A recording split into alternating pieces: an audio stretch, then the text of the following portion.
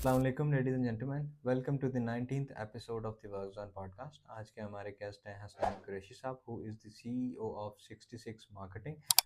वो Shopify industry में जो है तकरीबन पिछले 4 से 5 सालों से काम कर रहे हैं। इस पॉडकास्ट में हमने जो टॉपिक्स डिस्कस किए हैं वो हैं कि शॉपिफाई क्या है, आप इससे कैसे अर्निंग कर सकते हैं, बिगिनर फ्रेंडली अप्रोच क्या है of learning Shopify, what are the products and services जो कि आप शॉपिफाई पे दे सकते हैं और ऑनलाइन पैसे कमा सकते हैं। हमने कोशिश ये भी की कि हम एक रियल टाइम एग्जांपल को समझ सकें ताकि हम शॉपिफाई पे काम कैसे किया जा सके।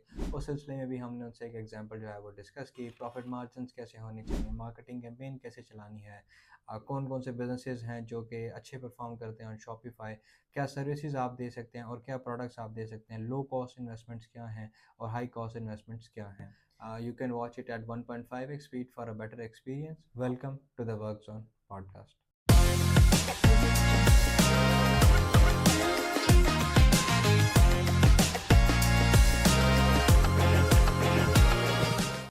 Assalamualaikum Hasnain bhai, thank you so very much for joining us. वालेकुम सलाम। थैंक यू सो मच कि आपने मुझे यहाँ पर इनवाइट किया इस स्पेसिफिक टॉपिक के ऊपर बात करने के लिए। जज़ाकल्लाह सर, ऑनर तो हमारा है। हमें आई थिंक शॉपिफाई पे अभी तक हमारा कोई पॉडकास्ट नहीं हुआ था, तो इट्स अ न्यू थिंग। मैं चाह रहा था कि यार चले हमें भी कुछ सीखने का मौका मिल जाएगा और इसके तसलसल से हमारी जो ऑडियंस है वो भी काफ़ी चीज़ें सीख जाएंगी। इंशाल्लाह। कन्वर्सेशन स्टार्ट करने से पहले मैं हसनैन भाई चाहूँगा कि आप अपने बारे में थोड़ा सा बता दें और अपने बैकग्राउंड के बारे में बता दें कि इस फील्ड में कब से हैं, एजुकेशन कहाँ से थी, स्कूलिंग कहाँ से थी, इस फील्ड में कैसे है।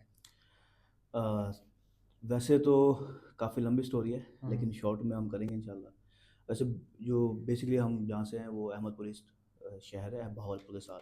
तो ज़्यादा बड़ा शहर नहीं है लेकिन ठीक ठाक है।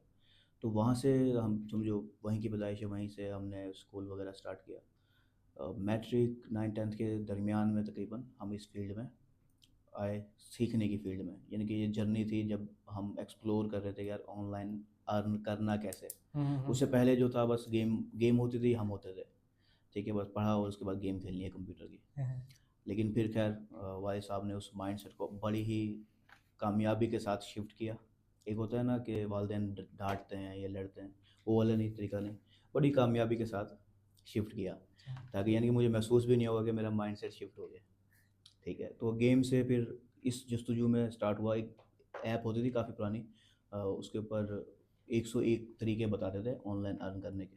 अच्छा। तो मैंने वालिद साहब के मोबाइल में वो ऐप डाउनलोड की कि यार कैसे कमाते हैं, तरीके देखते हैं। तो तरीके देखते देखते पता चला कि यार यूट्यूब के ज़रिए पैसे कमाया जा सकता है। तो बाकी सारे मेथड में से मुझे वो थोड़ा सा अच्छा लगा, पसंद आया, क्योंकि मेरी कुछ शौक़ थे किताबें पढ़ने के, तारीख़ी किताबें पढ़ने का। तो उसी से हमने स्टार्ट कर दिया, तारीख़ी नॉलेज बेस्ड वीडियोस से। लेकिन खैर वो चैनल में कोई ख़ास चला तो नहीं पाया, लेकिन सीखने को उससे बहुत कुछ मिला। और उस फील्ड में जब आ गए तो फिर एक फील्ड से दूसरी चीज़ की, यार सिर्फ यूट्यूब ही नहीं है, आपके पास कोई बैक पे स्किल भी होनी चाहिए। वो स्किल होगी तो आप यूट्यूब चलाएंगे, या तो फिर वरना फिर फैमिली व्लॉगिंग करेंगे। ठीक है, तो स्किल होनी चाहिए। तो स्किल, फैमिली व्लॉगिंग वैसे अभी लेटेस्ट है, उस वक्त नहीं होती थी। तो स्किल के ऊपर सोचना शुरू किया, और बाय चांस एक न्यूज़पेपर में कुछ इश्तिहार वगैरह देखे थे हमने कोर्सेज से रिलेटेड, हिशाम सरवर साहब के। अच्छा, माशाल्लाह। तो वहाँ से उस वक्त हम यानी कि स्टार्ट कर चुका था ऑनलाइन कुछ ना यूट्यूब से रिलेटेड काम करते थे, लेकिन हमें नहीं पता था यार उसे फ्रीलांसिंग कहते हैं। ओके। ठीक है, करते थे लेकिन ये नहीं पता था इसे फ्रीलांसिंग कहा जाता है। तो फिर उनके ज़रिए पता चला फ्रीलांसिंग क्या होती है। फिर उसके बाद फील्ड में आया कि यार वर्डप्रेस डेवलपमेंट सीखी, वर्डप्रेस डेवलपमेंट का काम स्टार्ट किया। फिर वर्डप्रेस से पता चला शॉपिफाई का। पहले शॉपिफाई मुझे पसंद नहीं होता था, यानी कि शॉपिफाई को मैं वर्डप्रेस के मुकाबले में कमज़ोर समझता था। लेकिन बाद में अंदाज़ा हुआ कि वो कमज़ोर नहीं है, काफ़ी स्ट्रॉन्ग प्लेटफॉर्म है, बिज़नेस के लिए भी फ़ायदेमंद है और एक सर्विस प्रोवाइडर पर्सन के लिए भी फ़ायदेमंद है। तो उससे फिर हमने शॉपिफाई को सिलेक्ट किया, वर्डप्रेस को साइड पे आर्ज़ी तौर पे कर दिया, काफ़ी कुछ अर्से, कई साल, कुछ साल पहले तकरीबन। तो अब फुल हम शॉपिफाई की एजेंसी की सर्विसेज देते हैं, स्टोर डेवलपमेंट वगैरह, मार्केटिंग की, फेसबुक ऐड, टिकटॉक एड्स वगैरह की। कोशिश यही होती है कि इंटरनेशनल ही हम तकरीबन सर्विस देते हैं। पाकिस्तान में फ़िलहाल सर्विसेज हमारी बंद हैं। उसकी काफ़ी स्ट्रॉन्ग वजह हैं, एक्सपीरियंसेस हैं। उम्मीद है कि हम आगे चल के इनके ऊपर बात करेंगे इंशाल्लाह। फिर उसके ऊपर हम और ज़्यादा, तो ये थोड़ी सी शॉर्ट कहानी है गेमर पर्सन से इस फील्ड में आने तक की। अब मौका नहीं मिलता कि गेम खेली जाए, लैपटॉप है, सब कुछ है, उससे बेहतर से बेहतर है, टाइम नहीं है खेलने का। तो मेन पॉइंट हमारा यहीं पर यही है कि जिन लोगों को गेम का शौक है ना, तो अब उसको हम चाहते हैं कि यार वो गेम से कमाने के पैसे इस फील्ड में आए। ठीक है, गेम अच्छी शौक है, अलग साइड टाइम पे, शौक ख़त्म नहीं करना हमने। मुझे अभी भी गेम खेलना पसंद है, वो मसला नहीं है, लेकिन जब बहुत ज़्यादा फ्री टाइम हो ना, फिर उसको खेल लेते हैं दिमाग को फ्रेश करने के लिए। तो ये थोड़ी सी शॉर्ट जर्नी है छोटे से शहर अहमदपुर शर्किया से स्टार्ट करने की।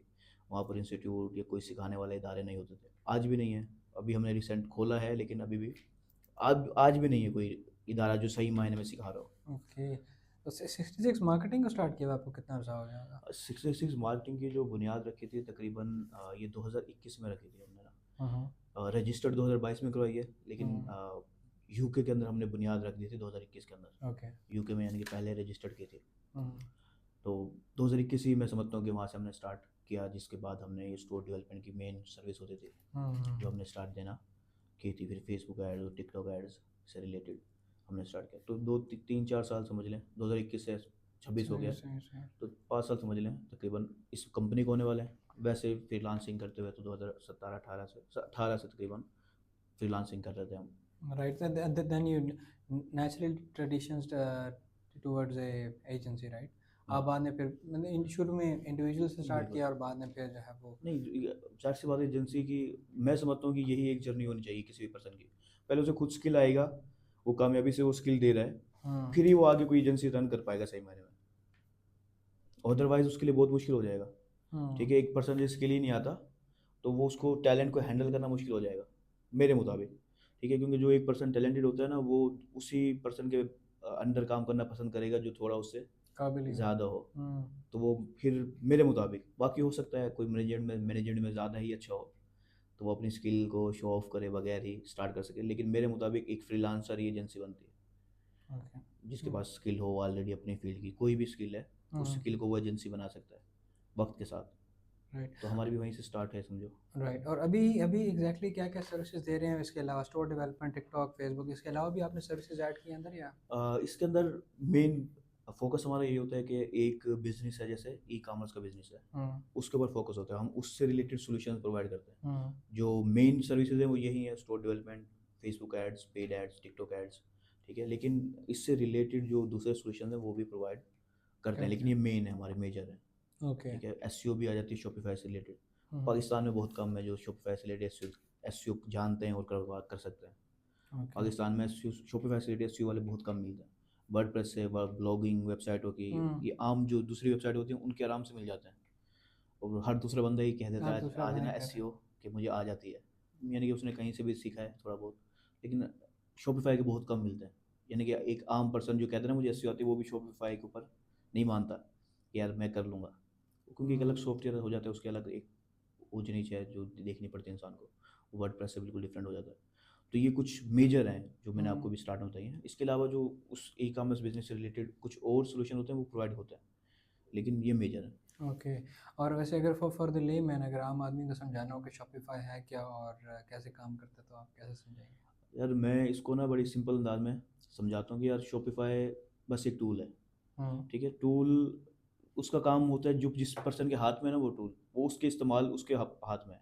मैं अगर मेरा एक्सपीरियंस ज़्यादा है, मैं उसको इतने ही अच्छे अंदाज में इस्तेमाल करूँगा। एक नया बिगनर है, उसको डिफरेंट अंदाज, मिसाल है छुरी ले लें आप। ठीक है, एक क्रिमिनल उसको गर्दन काटने के लिए इस्तेमाल करता है, और एक जो प्रोफेशनल शेफ़ होगा वो उसको गाजर मूली काटने के लिए इस्तेमाल करता है।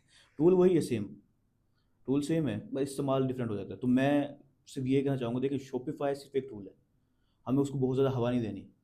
उसका काम है कि उसकी हेल्प से हम ई कॉमर्स स्टोर्स एक बना सकते हैं, बिल्ड कर सकते हैं, पूरा बिजनेस रन कर सकते हैं।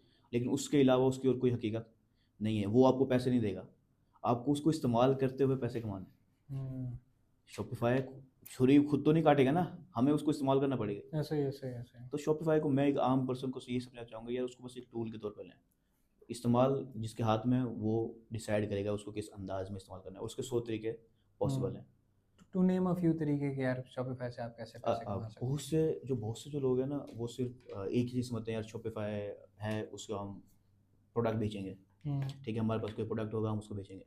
ठीक है, लेकिन ये सिर्फ एक तरीकों में से। ओके। इसके मैं इसको डिवाइड करता हूँ 2 मेजर तरीकों में ना, कि शॉपिफाई के दो ही मेजर तरीके हैं, इस दो कैटेगरी के अंदर ही आप किसी न किसी तरीके से पैसे कमा सकते हैं। एक है प्रोडक्ट सेलिंग का, ठीक है, कि आप प्रोडक्ट बेचते हैं, वो फिजिकल प्रोडक्ट भी हो सकता है, वो डिजिटल प्रोडक्ट भी हो सकता है, ठीक है। फिजिकल प्रोडक्ट यानी कि कोई भी प्रोडक्ट जिसको हम छू सकते हैं वो फिजिकल है, ठीक है। अब ऐसा प्रोडक्ट जो डिजिटली हो, सिर्फ PDF फाइल हो गई, वीडियोस हो गई, कोर्स हो गया, कुछ भी जो डिजिटल है वजूद है, उसका फिजिकल कोई वजूद नहीं है। ये दोनों ही प्रोडक्ट हैं, हम प्रोडक्ट हैं उसको हम बेच रहे हैं, ठीक है। ये एक तरीका है शॉपिफाई को इस्तेमाल करते हुए, और मोस्टली लोग सिर्फ एक तरीका जो प्रोडक्ट फिजिकल प्रोडक्ट सेलिंग है ना, सिर्फ वही जानते हैं कि यार मैं अपना स्टोर बनाऊंगा और मैं बेचूंगा, ठीक है। लेकिन ये सिर्फ एक साइड है, ठीक है। दूसरी साइड ये है कि यार एक स्टोर बनाना है, अगर आपने, आप खुद बनाएंगे या किसी और से बनवाएंगे, ठीक है। वो जो दूसरा पर्सन आपको स्टोर बना के दे रहा है वो भी तो पैसे कमा रहे हैं ना, तो वो आती है सर्विस के अंदर, ठीक है, स्किल्स के अंदर। यानी कि एक है प्रोडक्ट सेलिंग, एक दूसरा है स्किल सेलिंग या सर्विस सेलिंग, ठीक है। अब वैसे जाहिर सी बात है, ई कॉमर्स जो प्रोडक्ट सेलिंग है वो काफ़ी बड़ा बिजनेस है, लेकिन उससे रिलेटेड बहुत सारी सर्विसेज निकल आती हैं जिनके ज़रिए आप पैसे कमा सकते हो। स्टोर डेवलपमेंट की सर्विस आ जाती है उसमें, उसमें शॉपिफाई की SEO की सर्विस आ जाती है, उसमें शॉपिफाई की मार्केटिंग की सर्विस आ जाती हैं, ठीक है। वो Facebook ad, TikTok add related हो जाता है। इसके अलावा आप शॉपिफाई के ज़रिए एफिलिएट मार्केटिंग कर सकते हो, ठीक है। ये बहुत कम लोग जानते हैं कि शॉपिफाई काफ़ी अच्छी एफिलिएट मार्केटिंग की देता है।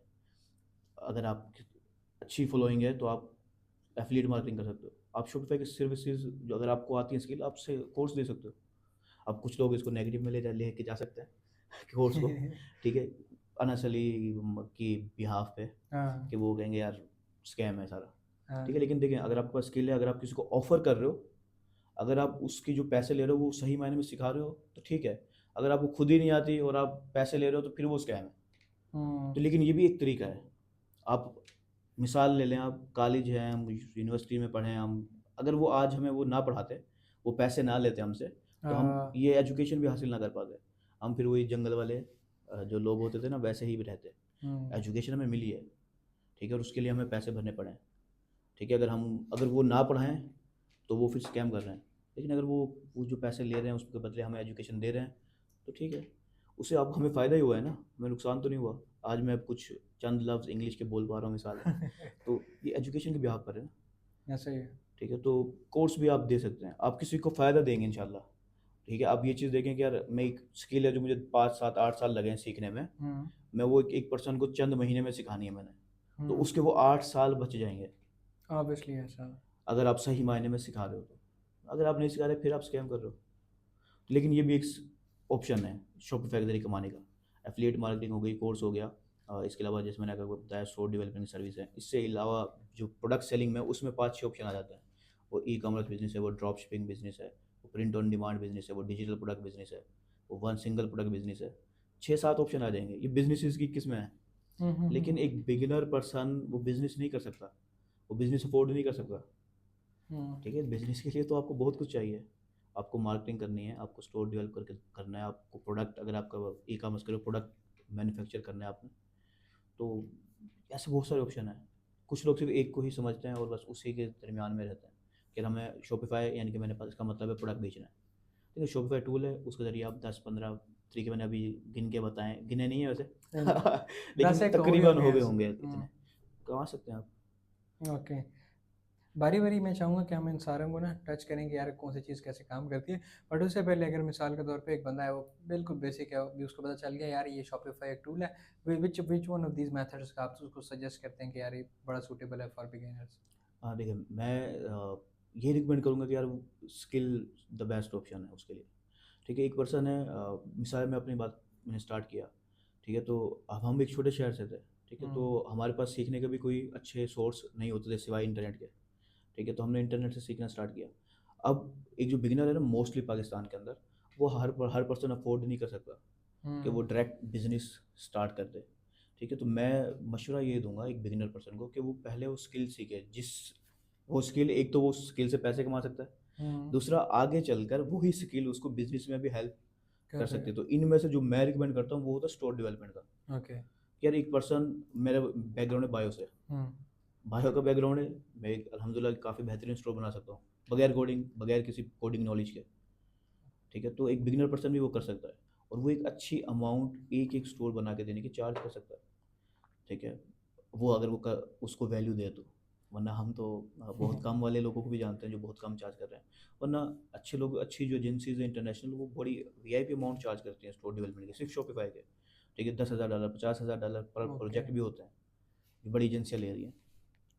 ठीक है, मैं ये नहीं कह रहा कि आप एक नया बिगनर पर्सन वो उस लेवल का काम कर सकता है, उस लेवल के प्रोजेक्ट ले सकता है, लेकिन एटलीस्ट वो उसके जहन में तो होना कि यार आसमान है कितना बड़ा। ऐसा नहीं कि वो उसी एक लिमिटेड उसमें ही कैद रहे अपने दिमाग के अंदर कि यार मैंने 5,000 में स्टोर बनाना है, मैंने 10,000 में स्टोर बनाना है। यार देखिए, स्टार्ट में आप बना लें बेशक, लेकिन आपने आगे बढ़ना है, और ये बेहतरीन स्किल है बिगिनर्स के लिए। फिर अगर वो स्टोर डेवलपमेंट आ जाए तो वो उसकी जितनी भी हम आगे मैंने नाम लिया ना, ये स्किल, एक स्किल उन सब में काम देती है। हमने स्टार्ट किया था यहीं से, ओके। स्टोर डेवलपमेंट से। उस एक स्टोर डेवलपमेंट की स्किल ने हमें सारे बिजनेसेस में काम दिया। हमारा अपना स्टोर ई कॉमर्स ब्रांड बनाने में हमें फ़ायदा दिया, हमें ड्रॉप शिपिंग स्टोर बनाने में हमें फ़ायदा दिया, और लोगों को बना के देने में हमें फ़ायदा दिया।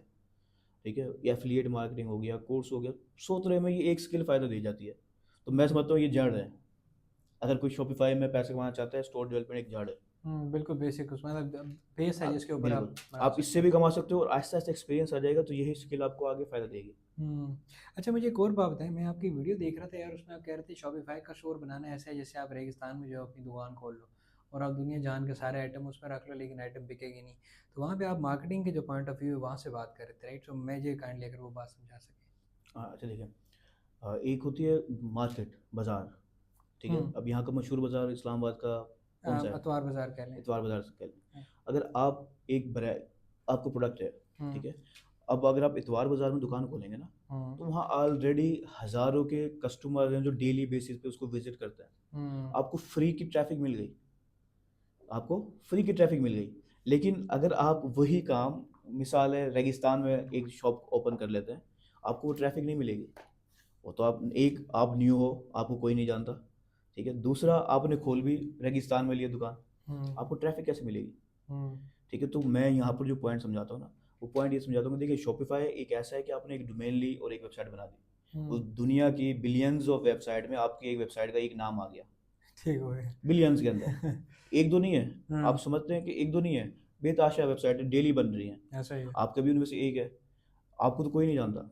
अब पॉइंट यहाँ है, अगर आप चाहते हो सेल आए उसमें, तो आपको मार्केटिंग करनी पड़ेगी, ताकि वो जो कस्टमर है, विजिटर हम कहते हैं इन्हें, वो हम्म। विजिटर उस दुकान पे जाएंगे, तो ही उनमें से कुछ कोई ना कोई पर्सन खरीदेगा ना। तो हम्म। शॉपिफाई को कुछ लोग समझते हैं यार हमने सर शॉपिफाई स्टोर बना लिया, हमें सेल ही नहीं आ रही।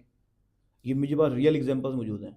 ठीक है यार, अच्छा मैंने कहा यार ठीक है, आप दिखाओ मुझे स्टोर आपका। तो जब हम स्टोर देखते हैं ना, हम देखते हैं यार स्टोर तो बना लिया, यार आगे क्या किया आपने? सर मैंने फेसबुक ऐड रन किया। मैंने कहा ठीक है, कितना? $5, $10। ये रियल केसेस है मेरे पास। ओके। यार $5 $10 में आपको ट्रैफिक कितनी आई है? मेरा पॉइंट सवाल यही होता है उनसे ना, यार आपको $5 $10 लगा लिया आपने, या $100 लगा लिया, अभी मुझे ये बताएं कि यार आपके स्टोर पे ट्रैफिक कितनी आई है? वो कहते हैं सर 5 आई है, 10 आई है। मैंने कहा 10 लोग, ये एक कॉमन आप सेंस से थोड़ा सा समझें कि 10 लोग विजिटर हैं जो स्टोर पर आए हैं, वो क्या बाय करेंगे? हमारा जो एक एवरेज रेशियो माना जाता है वो 1% से 3% एक एवरेज है। हम्म। कन्वर्जन रेट कहते हैं हम इसे, कि हम्म। अगर आपके ऑनलाइन स्टोर पर 100 लोग आएंगे तो उसमें से 1% से 3% लोग बाय कर सकते हैं। हम्म। 3% से प्लस जिनका हो वो अच्छे ब्रांड होते हैं। 3% से जिनका प्लस कन्वर्जन रेट हो वो अच्छे होते हैं। और जो बिगिनर मोस्टली होते हैं ना, वो 1% भी अचीव नहीं कर पा रहे होते हैं। हम्म। ठीक है, तो शॉपिफाई को बस ये समझना है यार कि हम रेगिस्तान में दुकान खोल रहे हैं। हम्म। अभी आप ये चीज़ नहीं, मैं वहाँ पर पॉइंट जो क्लियर करना चाह रहा था उस वीडियो में, वो ये था लोगों के दिमाग में कि हमने स्टोर बना लिया, सेल नहीं आ रही। या सेल अपने आप नहीं आएगी। आपने मार्केट प्लेस में, अमेजोन एक मार्केट प्लेस है, इतवार बाजार है समझ लें, उसमें मंथली जो ट्रैफिक है वो बिलियन में है। ऐसा ही है। आप उसमें स्टोर बनाओगे तो आपको बिलियंस की फ्री ट्रैफिक है। हो सकता है यार आपको जो भी प्रोडक्ट है उसमें लाखों में तो, हज़ारों में तो होगी ना, वो फ्री ट्रैफिक आपको मिल रही है। अमेजोन ने जो 10 20 साल 25 साल से काम कर रहा है, हम्म। शॉपिफाई काम जरूर कर रहा है, लेकिन वो सिर्फ टूल है। उस टूल के जरिए आपने एक दुकान बनाई है, आपका कोई नाम नहीं है। दुकान अब चलानी कैसे पॉइंट वो आपके? पॉइंट सिर्फ मैं उस वीडियो में यही समझाना चाह रहा था यार, शॉपिफाई सिर्फ एक टूल है, उसके जरिए आपने दुकान तो बना ली है, लेकिन आगे मार्केटिंग करनी पड़ेगी आपको, ताकि ट्रैफिक आपके स्टोर के साइड पर आएगी, तो उसमें से चांसेस बढ़ेंगे आपके सेल के। हम्म। मेन जो पॉइंट था उस वीडियो का। सही। And to name a few marketing methods, अगर आप बता सकें कि यार इस तरीके से जो है वो मार्केटिंग की जा सकती है, जैसे भी आपने कहा कि यार फेसबुक ऐड से मार्केटिंग हो रही है। देखिए मैं ना इसको थोड़ा आसान लफ्ज़ों में हम्म। आम बंदे के लिए ऐसे समझाता हूँ। एक तरीका होता है ऑर्गेनिक फ्री। हम्म। फ्री तरीके बहुत सारे हैं। हम्म। एसईओ, हम्म। ठीक है, सोशल मीडिया ऑर्गेनिक मार्केटिंग, यानी कि आपके पास फेसबुक अकाउंट आप फ्री में बना सकते हो, आप टिकटॉक अकाउंट बना सकते हो। मोबाइल माशाल्लाह आजकल सब हर पर्सन के पास ही होता है। उन्हें मोबाइल उठाया और वीडियो रिकॉर्ड करी सोशल मीडिया के लिए, वो डालता रहे अपने ब्रांड के बारे में। यह है फ्री मार्केटिंग ऑर्गेनिक। एसईओ क्या होती है? Search engine optimisation, optimisation. हाँ। यानी कि जितने भी सर्च इंजन हैं, जैसे गूगल है, याहू है, बिंग है, उसका नाम बहुत कम आता है, गूगल को हम ले लेते हैं। अब एआई भी आ गया है, तो एईओ भी होता है, ठीक हम्म। है, आस्क इंजन ऑप्टिमाइजेशन भी आ गई है। तो अब चैट जीपीटी के जरिए भी आपको ऑप्टिमाइज़ करना है, ये फ्री ट्रैफिक के जरिए होंगे। एक बार आपने इनको ऑप्टिमाइज़ करना है, उसके बाद आप छोड़ दें बेशक स्टोर को। वैसे थोड़ा बहुत काम करना होता है, लेकिन एटलीस्ट छोड़ भी देंगे ना, आपको फ्री भी फिर भी फ्री ट्रैफिक आएगी आहिस्ता आहिस्ता। अगर आपके पास बजट कम है, टाइम ज़्यादा है, आप ऑर्गेनिक ऑप्शन की तरफ जा सकते हो, ठीक है। ये एक तरीका है ट्रैफिक लेने का। पॉइंट यहाँ पर ये है कि स्टोर बन गया, हमें ट्रैफिक चाहिए, सेल नहीं चाहिए डायरेक्ट। ये ट्रैफिक आएगी ऑटोमेटिकली, सेल भी आएगी अगर आपका स्टोर अच्छा है तो मैं यहाँ पर पॉइंट हम क्लियर करते हैं ट्रैफिक का। तो हम्म। ऑर्गेनिक तरीके हैं, सोशल एसईओ हो गया, और इसके अलावा जो है ना, इसमें आप एसईओ के अंदर के बाद ना आप एफिलिएट मार्केटिंग के अंदर भी जा सकते हो। यानी कि आप अच्छा। हाँ। आप। लोगों को ऑप्शन दे सकते हो कि यार आप हमारा प्रोडक्ट बेचो, हम आपको कमीशन देंगे। अरे हम्म। इसके ऊपर भी मैं आगे चल के बताता हूँ। तो ये एक ऑर्गेनिक तरीके हो गए कुछ। उसके हम्म। बाद आती है पेड ट्रैफिक। पेड ट्रैफिक ये होती है जैसे हम फेसबुक के ऊपर ऑलरेडी हैं, हम्म। फेसबुक प्लेटफॉर्म है ना किसी का, उसके पास एक ऑप्शन है कि वो पैसे लेकर आपकी जो वीडियो है उसको प्रमोट कर सकता है। जहाँ हम ऑर्गेनिकली आहिस्ता आहिस्ता रीच करेंगे, वो फेसबुक पैसे लेगा हमसे और हमारी वीडियो को हज़ारों लाखों जितना भी बजट है आपको उन तक पहुँचा देगा। तो वो तरीका जो पेड होता है, Facebook ad, TikTok ads, Google ads, बहुत सारे प्लेटफॉर्म हैं, सोशल मीडिया के बहुत सारे हैं, और सर्च इंजन के भी बहुत सारे ऑप्शन हैं।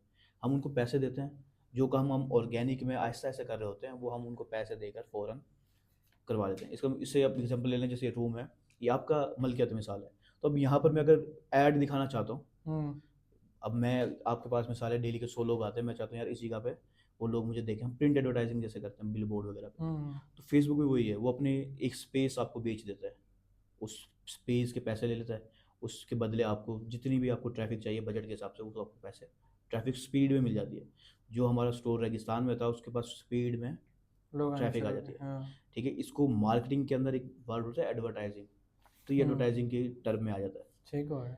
इसकी काफ़ी अच्छी एग्जांपल जो सबसे पहले स्टार्ट हुई थी अमेरिका के अंदर। तो उसने एक पर्सन था, नाम मैं मुझे खुद भी याद नहीं है। तो उसने क्या किया, एक ज़ू बनाया, ठीक है, एक काफ़ी अलग इलाके में ना, जहाँ पर लोगों का इतना गुजरगा नहीं थी, हम्म। आते जाते नहीं था। अब उसने उसको प्रमोट करना है, तो वो क्या करता था कि वो अपने ज़ू में से हाथी को, उसने इंडिया से हाथी इंपोर्ट किया, पुरानी वक्तों की कहानी है। हम्म। इंडिया से कहा हाथी इंपोर्ट किया, और जहाँ से ट्रेन गुजरती थी ना, हाँ। हाँ। उस ट्रेन के साथ खेत के अंदर हाथी से हल चलवाता था वो, ओके। ठीक है। तो अब वो हाथ जब ट्रेन, और वो क्या करता था, जैसे जिस टाइम ट्रेन गुजरनी होती थी पैसेंजर की, हम्म। एंड उस वक्त वो ट्रेन के ऊपर जो हाथी के जरिए हल चलवाता था। अब वो ट्रेन जो गुजर रही है, लोग जा रहे हैं, तो वो हैरान होते हैं कि यार ये जानवर कौन है, उन्हें नहीं हाँ। पता था। हाँ। अमेरिका को क्या पता हाथी का, हाँ। वो तो इंडियन प्रोडक्शन है ना, समझ लो। तो अब वो हाथी, हाथी जब उसने कहा यार इतनी बड़ा जानवर, फिर जब इंट्रोड्यूस हुआ उनको कि हाथी है ये, तो वो लोग शौक में कि यार ये क्या चीज़, उसको देखने के लिए उस हाथी के ऊपर उसने अपनी ज़ू का सारा। इश्तिहार वगैरह लगा रखा था, समझो। अब उससे उसकी प्रमोशन है, उसको ज़ू चलना। हम भी सारा। सेम यही करते हैं कि जब लोग फेसबुक के ऊपर स्क्रॉल कर रहे हैं, टिकटॉक पे स्क्रॉल कर रहे हैं, एंड उस वक्त हम उनको अपना ऐड दिखा दिखा देते हैं। देते हैं। तो हम्म। पेड ऐड में ये फ़ायदा होता है कि हम उनके घर के अंदर, वो बेशक रज़ाई के अंदर बैठ के मोबाइल चला रहे हैं ना, हम ऐड दिखा देते हैं। यानी हमारा जो पोटेंशियल कस्टमर होता है वो उसको हाँ। बाहर बिल बोर्ड देखने के लिए रोड पे आने की ज़रूरत नहीं है। ये हम्म। दूसरा तरीका है मार्केटिंग का। एक और तरीका होता है इन्फ्लुएंसर मार्केटिंग, ओके। हाँ। ठीक है। अब इन्फ्लुएंसर कौन होते हैं? जिनके ऑलरेडी फॉलोअर्स हैं, वो हम्म। सेलिब्रिटीज़ हो सकते हैं, वो टिक सोशल मीडिया के फॉलो जो है ना इन्फ्लुएंसर हो सकते हैं, टिकटॉकर्स, यूट्यूबर्स हो सकते हैं। उनके ऑलरेडी लाखों में फॉलोवर हैं अपनी फील्ड के अंदर। हम क्या करेंगे, अगर हम चाहते हैं कि हम वो, मिसाल है, एक कोई भी हम नाम ले लेते हैं सेलिब्रिटी का, पाकिस्तानी कोई सेलिब्रिटी का नाम, फवाद खान हो गया। फवाद खान हो गया। अब मैं एक ब्रांड है मेरा, मेंस ब्रांड है, तो मैं, ठीक है, मैं ऐड लगा रहा हूँ फेसबुक के ऊपर, टिकटॉक के ऊपर, लेकिन मुझे एक ट्रस्ट चाहिए, मैं एक लग्जरी ब्रांड है मिसाल है। हम्म। तो मैंने क्या करूँगा, मैं फवाद खान के पास जाऊँगा कि यार ये जो भी आपकी प्राइस है हम उसको पे करेंगे कोलैबोरेशन की, ठीक है, और वो उस हमारे प्रोडक्ट को यूज़ करते हुए अपनी वीडियो सोशल मीडिया पे डालेगा। उससे क्या होगा, जो उसके चाहने वाले हैं जितने भी, वो इंस्टेंटली हमारे उसकी जो अथॉरिटी है वो हमारे ब्रांड के साथ अटैच हो जाती है। उसकी अथॉरिटी हमारे ब्रांड के साथ अटैच हो जाती है। जो हमारा ब्रांड बिल्कुल नया था, जिसको कोई नहीं जानता था, उस इन्फ्लुएंसर की वजह से वो पॉपुलर हो जाता हो जाता है और हमें इंस्टेंट अथॉरिटी मिलती है, सेल मिल जाती है। तो ये भी एक तरीका है। फिर ईमेल मार्केटिंग आ जाते हैं, और भी ऑप्शन है। ये 3 मेजर तरीके हैं। और है। जैसे मैंने आपको कहा था ना एफिलिएट का, कि आप आपने स्टोर बना लिया, हाँ। आपका बजट नहीं है, आप क्या करो, आप छोटे छोटे जो इन्फ्लुएंसर हैं, जिनके पास बड़ी स्पॉन्सरशिप्स नहीं आती, अभी छोटे इन्फ्लुएंसर हैं, 50,000 हैं, 10,000 हैं, 20,000 है, मिसाल है, आप उनको जाकर रीच आउट करो। अगर वो आपकी नीच से रिलेटेड हैं, आप उनको कहो यार मैं कमीशन ऑफर करो। दूंगा आपको, आपकी तरफ से जो भी सेल आएगी मैं कमीशन दूंगा। आपके लिए वो फ्री है, उसके लिए भी कोई एक्स्ट्रा उसको काम नहीं करना, अपने ऑडियंस को ही प्रमोट करना है। तो आप भी, आपके लिए भी विन विन हो जाएगी, उसके लिए भी। पर ये है थोड़ा मुश्किल पाकिस्तान के अंदर करना ये, क्योंकि ट्रस्ट इश्यूज ज़्यादा होते हैं कि यार ठीक है मैंने सेल ले ली, प्रमोट तो कर दिया, मुझे पैसे ही ना मिले। पाकिस्तान में ये भी बहुत बड़ा मसला चलता है। लेकिन ये कुछ तरीके हैं ट्रैफिक लेने के। बाकी प्रोडक्ट जो बिकेगा वो आपके प्रोडक्ट के ऊपर और आपके स्टोर के ऊपर होगा। तो ये तरीके हैं, इसके अंदर बेतहाशा और शाखें निकल आएंगी। सही कहा। और इसके बाद जब हम अगली स्टेज में मूव करते हैं तो आपके पास प्रोडक्ट सेलिंग वाले ऑप्शंस जो हैं वो आ जाते हैं, राइट? हाँ, प्रोडक्ट सेलिंग में क्या क्या ऑप्शंस आ रहे हैं? ई कॉमर्स हो गया, ड्रॉप शिपिंग हो गई, प्रिंट ऑन डिमांड, इसके अलावा? डिजिटल प्रोडक्ट बिजनेस होता है, हम्म। सब्सक्रिप्शन बॉक्स का बिजनेस होता है, सिंगल प्रोडक्ट बिजनेस, ये तकरीबन आपस में रिलेटेड है। असल में ये ई कॉमर्स जो है ना वो सबको कवर करता है वैसे तो।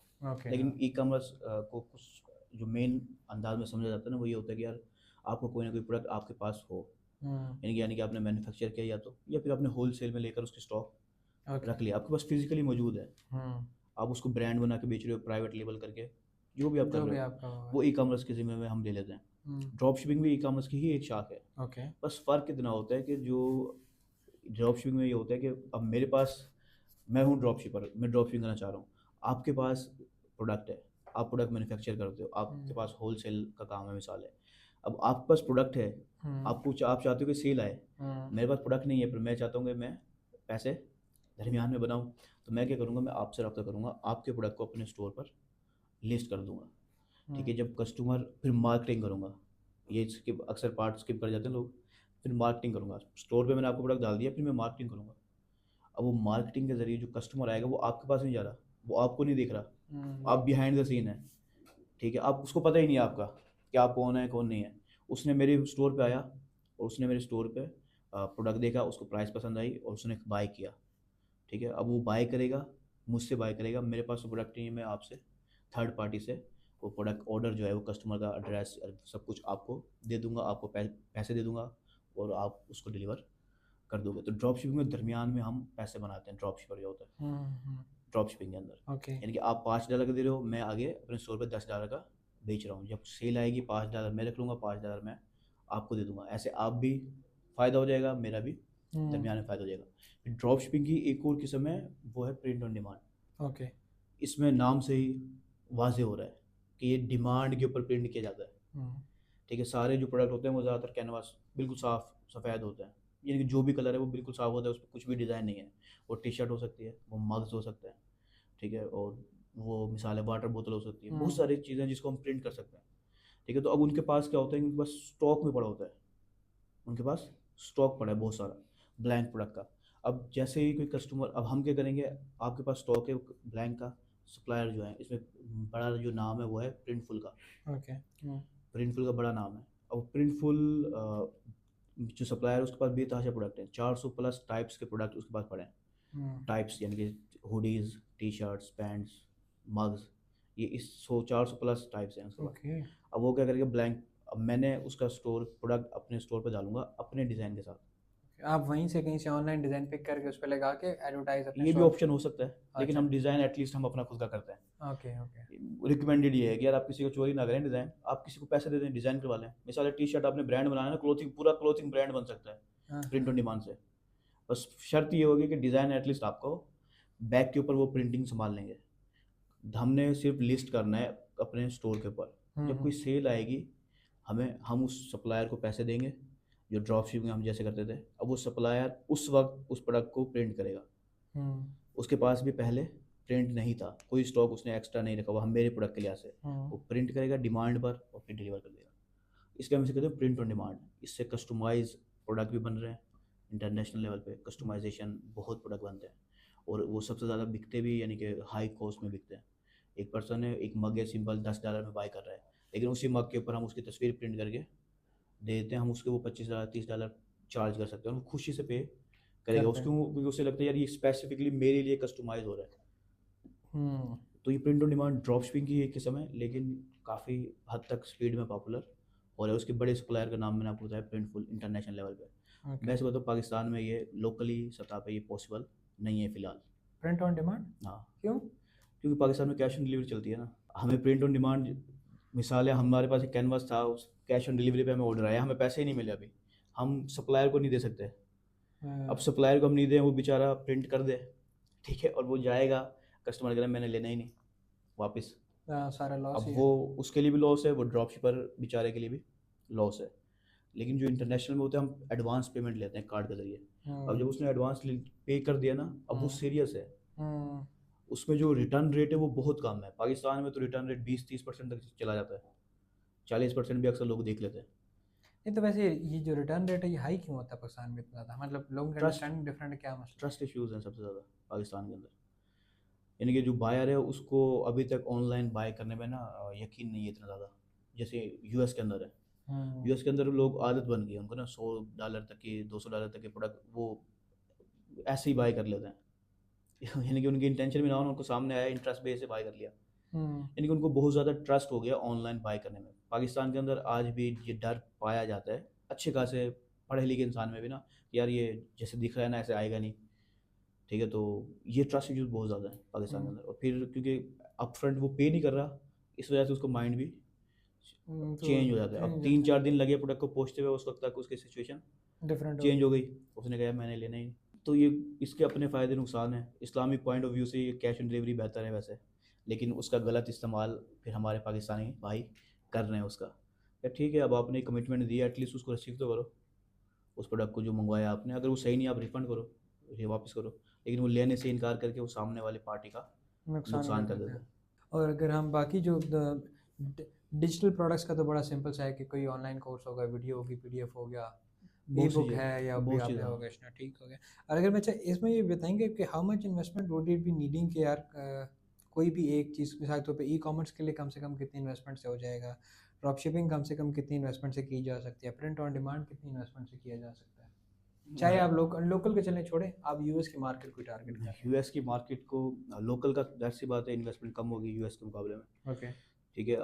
चलें लोकल की भी आपने मुझे थोड़ी सी एग्जांपल देनी है ताकि मेरी अंडरस्टैंडिंग ज़रा बेहतर अच्छा, हो। ये चीज़ डिपेंड करेगी जैसे हमने कहा ना स्किल के ऊपर। ओके। अगर आपकी स्किल है तो आप बहुत सारे पैसे आप बचा सकते हो।